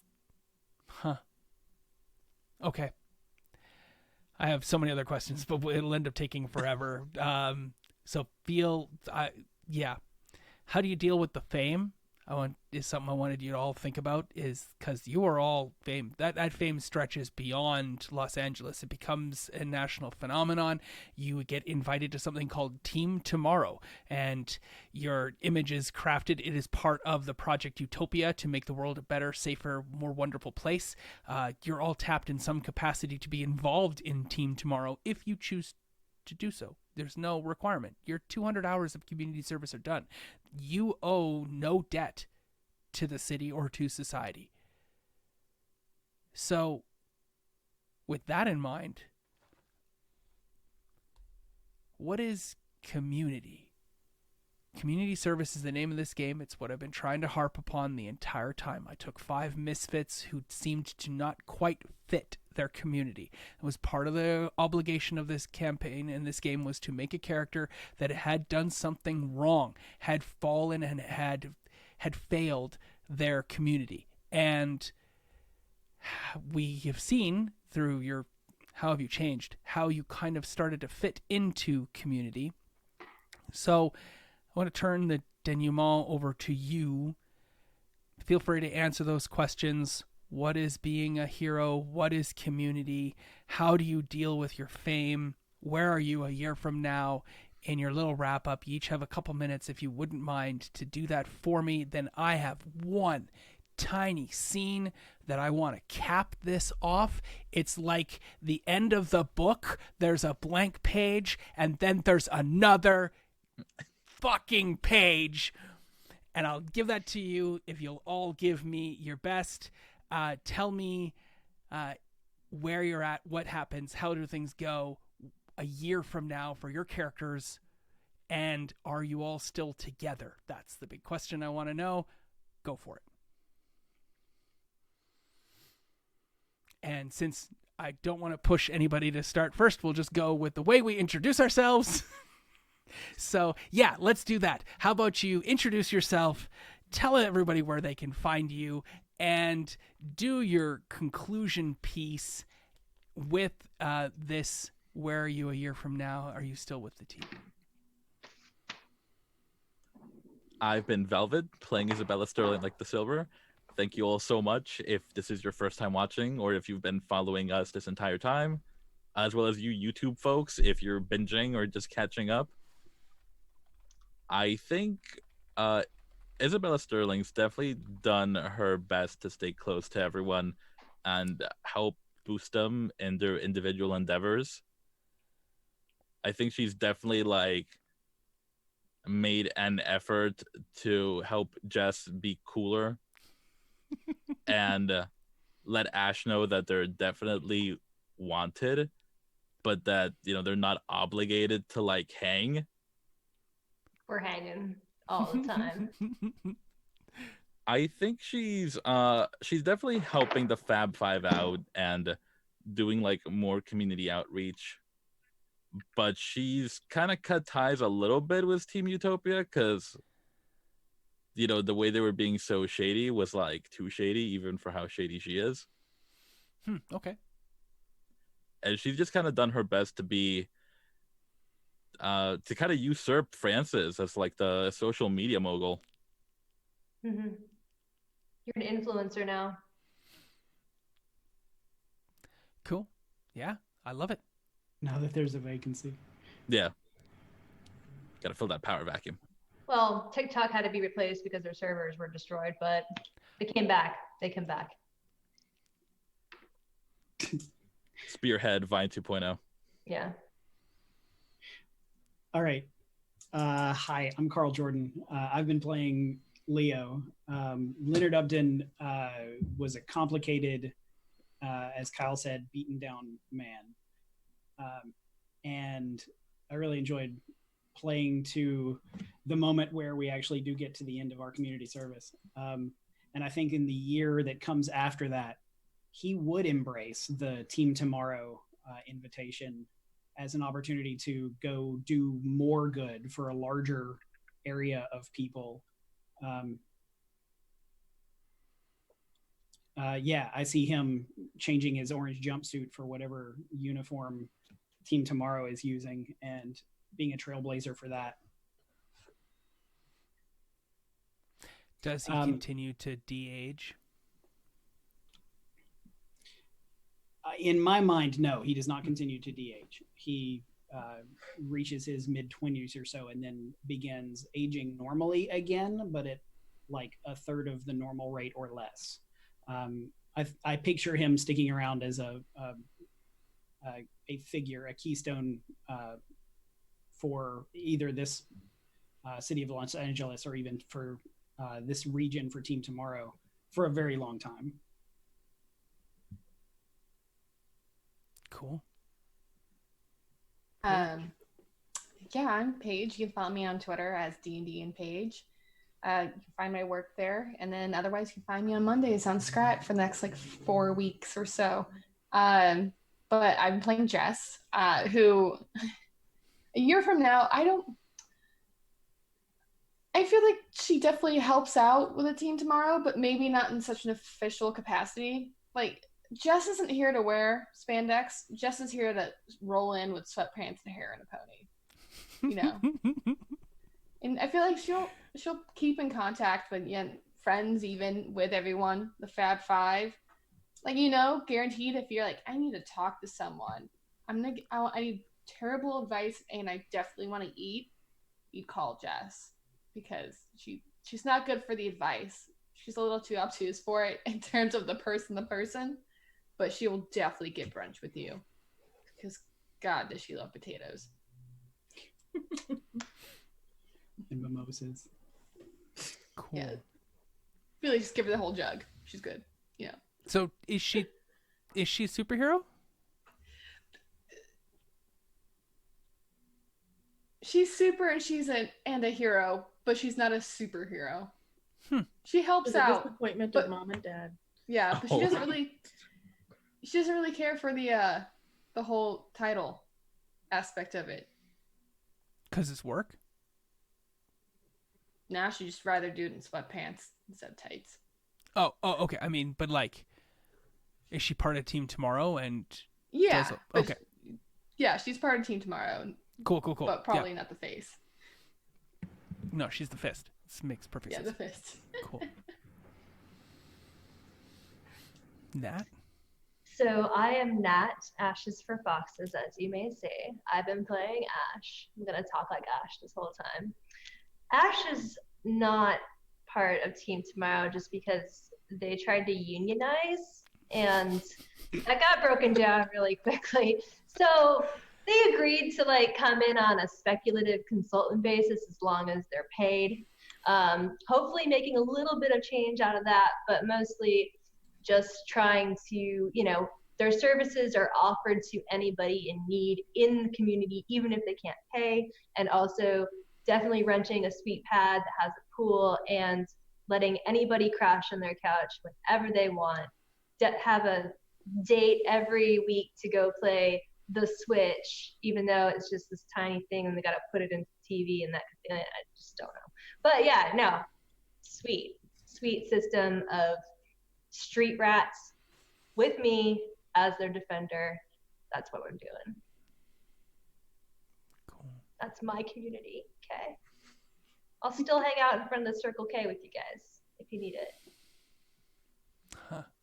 Cool. Awesome. Well, I am Sarah Jordan. You can find me on Twitter and Instagram at Aronel, on Twitch down here in the chat as Ars Mythica. It's pretty much where you can find me now. I think that in a year's time, Sam is definitely a member of Team Tomorrow. I feel like she would try to be working with the research and development teams as well to try to get new gear for people, and kind of like if you've ever seen The Flash, Cisco is super part of that research team, but is also a superhero. So I feel like Sam would kind of fall into that kind of a role. She would finish her degree within that year. I think, like on the back end of her doctorate. Cool. Well, thank you so much for the stories that I've gotten to bear witness to and be a part of for the entirety of this adventure. Did we forget somebody? What? Did we? Oh, no. Am I just... You forgot me. I'm here too. I'm Kyle. I just kind of coordinated this game. And I'm super happy that you all 5 of you, and the 6th person that Nat's trying to get me to commend, are here. You're Scott Blaze. Sorry, Yeah, Scott Blaze. Exactly. Where's Scott Blaze now? Actually, Randall Rasmussen. What happened to Randall? Randall Rasmussen shattered. Oh God! In front of his kid, hopefully not. No. Yeah, Randall Bill and Rasmussen Orange shattered.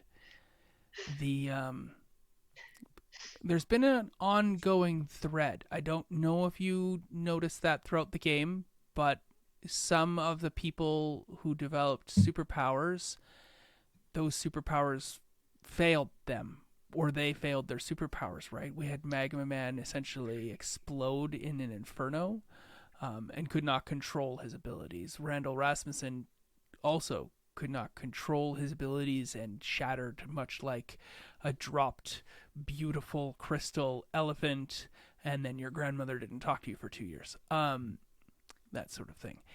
So bad things happened to superheroes or people with abilities over the course of this game.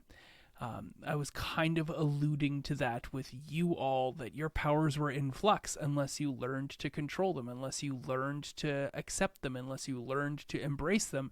You would be destroyed by these abilities and these powers. And so that's why I kind of, Leo kept de-aging as well, and I would have seen Leo live another 20 years or so, but then de-age into out of existence. It would have slowed down, but that was how I kind of pictured it too, just because superpowers are not always super friendly, and that was a big part of this game for me. But learning that you are beyond and above people around you and how to be of service to those people is super important. Anyway, I can talk at length about it, but nonetheless, it's 10 o'clock Calgary time. We have played for 3 hours. Thank you so much once again, and one last time to Onyx Path for giving us this home. Thank you everyone who's come out and watched our show over the last 4 months here since we started playing. This is Game 11, the finale of Community Service, and I hope that I have been of service to these 5 players, many of whom I have not really gotten a chance to play with before. Like, I think that I've played with Velvet the most. I've played with Paige like 3 times before we took on this game. I'd only encountered Carl and Sarah in a LARP before this game. And while I knew Nat and she did come play in Morty's Devils once, I didn't ever really know Nat before this game. And you all have, over the course of this, become dear, true friends. Because that's what community is about. And when you can be of service to each other and building a beautiful story and creating content that matters and is of relevancy, you build friendships and community from that. And hopefully those of you watching this see how true this friendship has become between these 6 people, because they mean the world to me.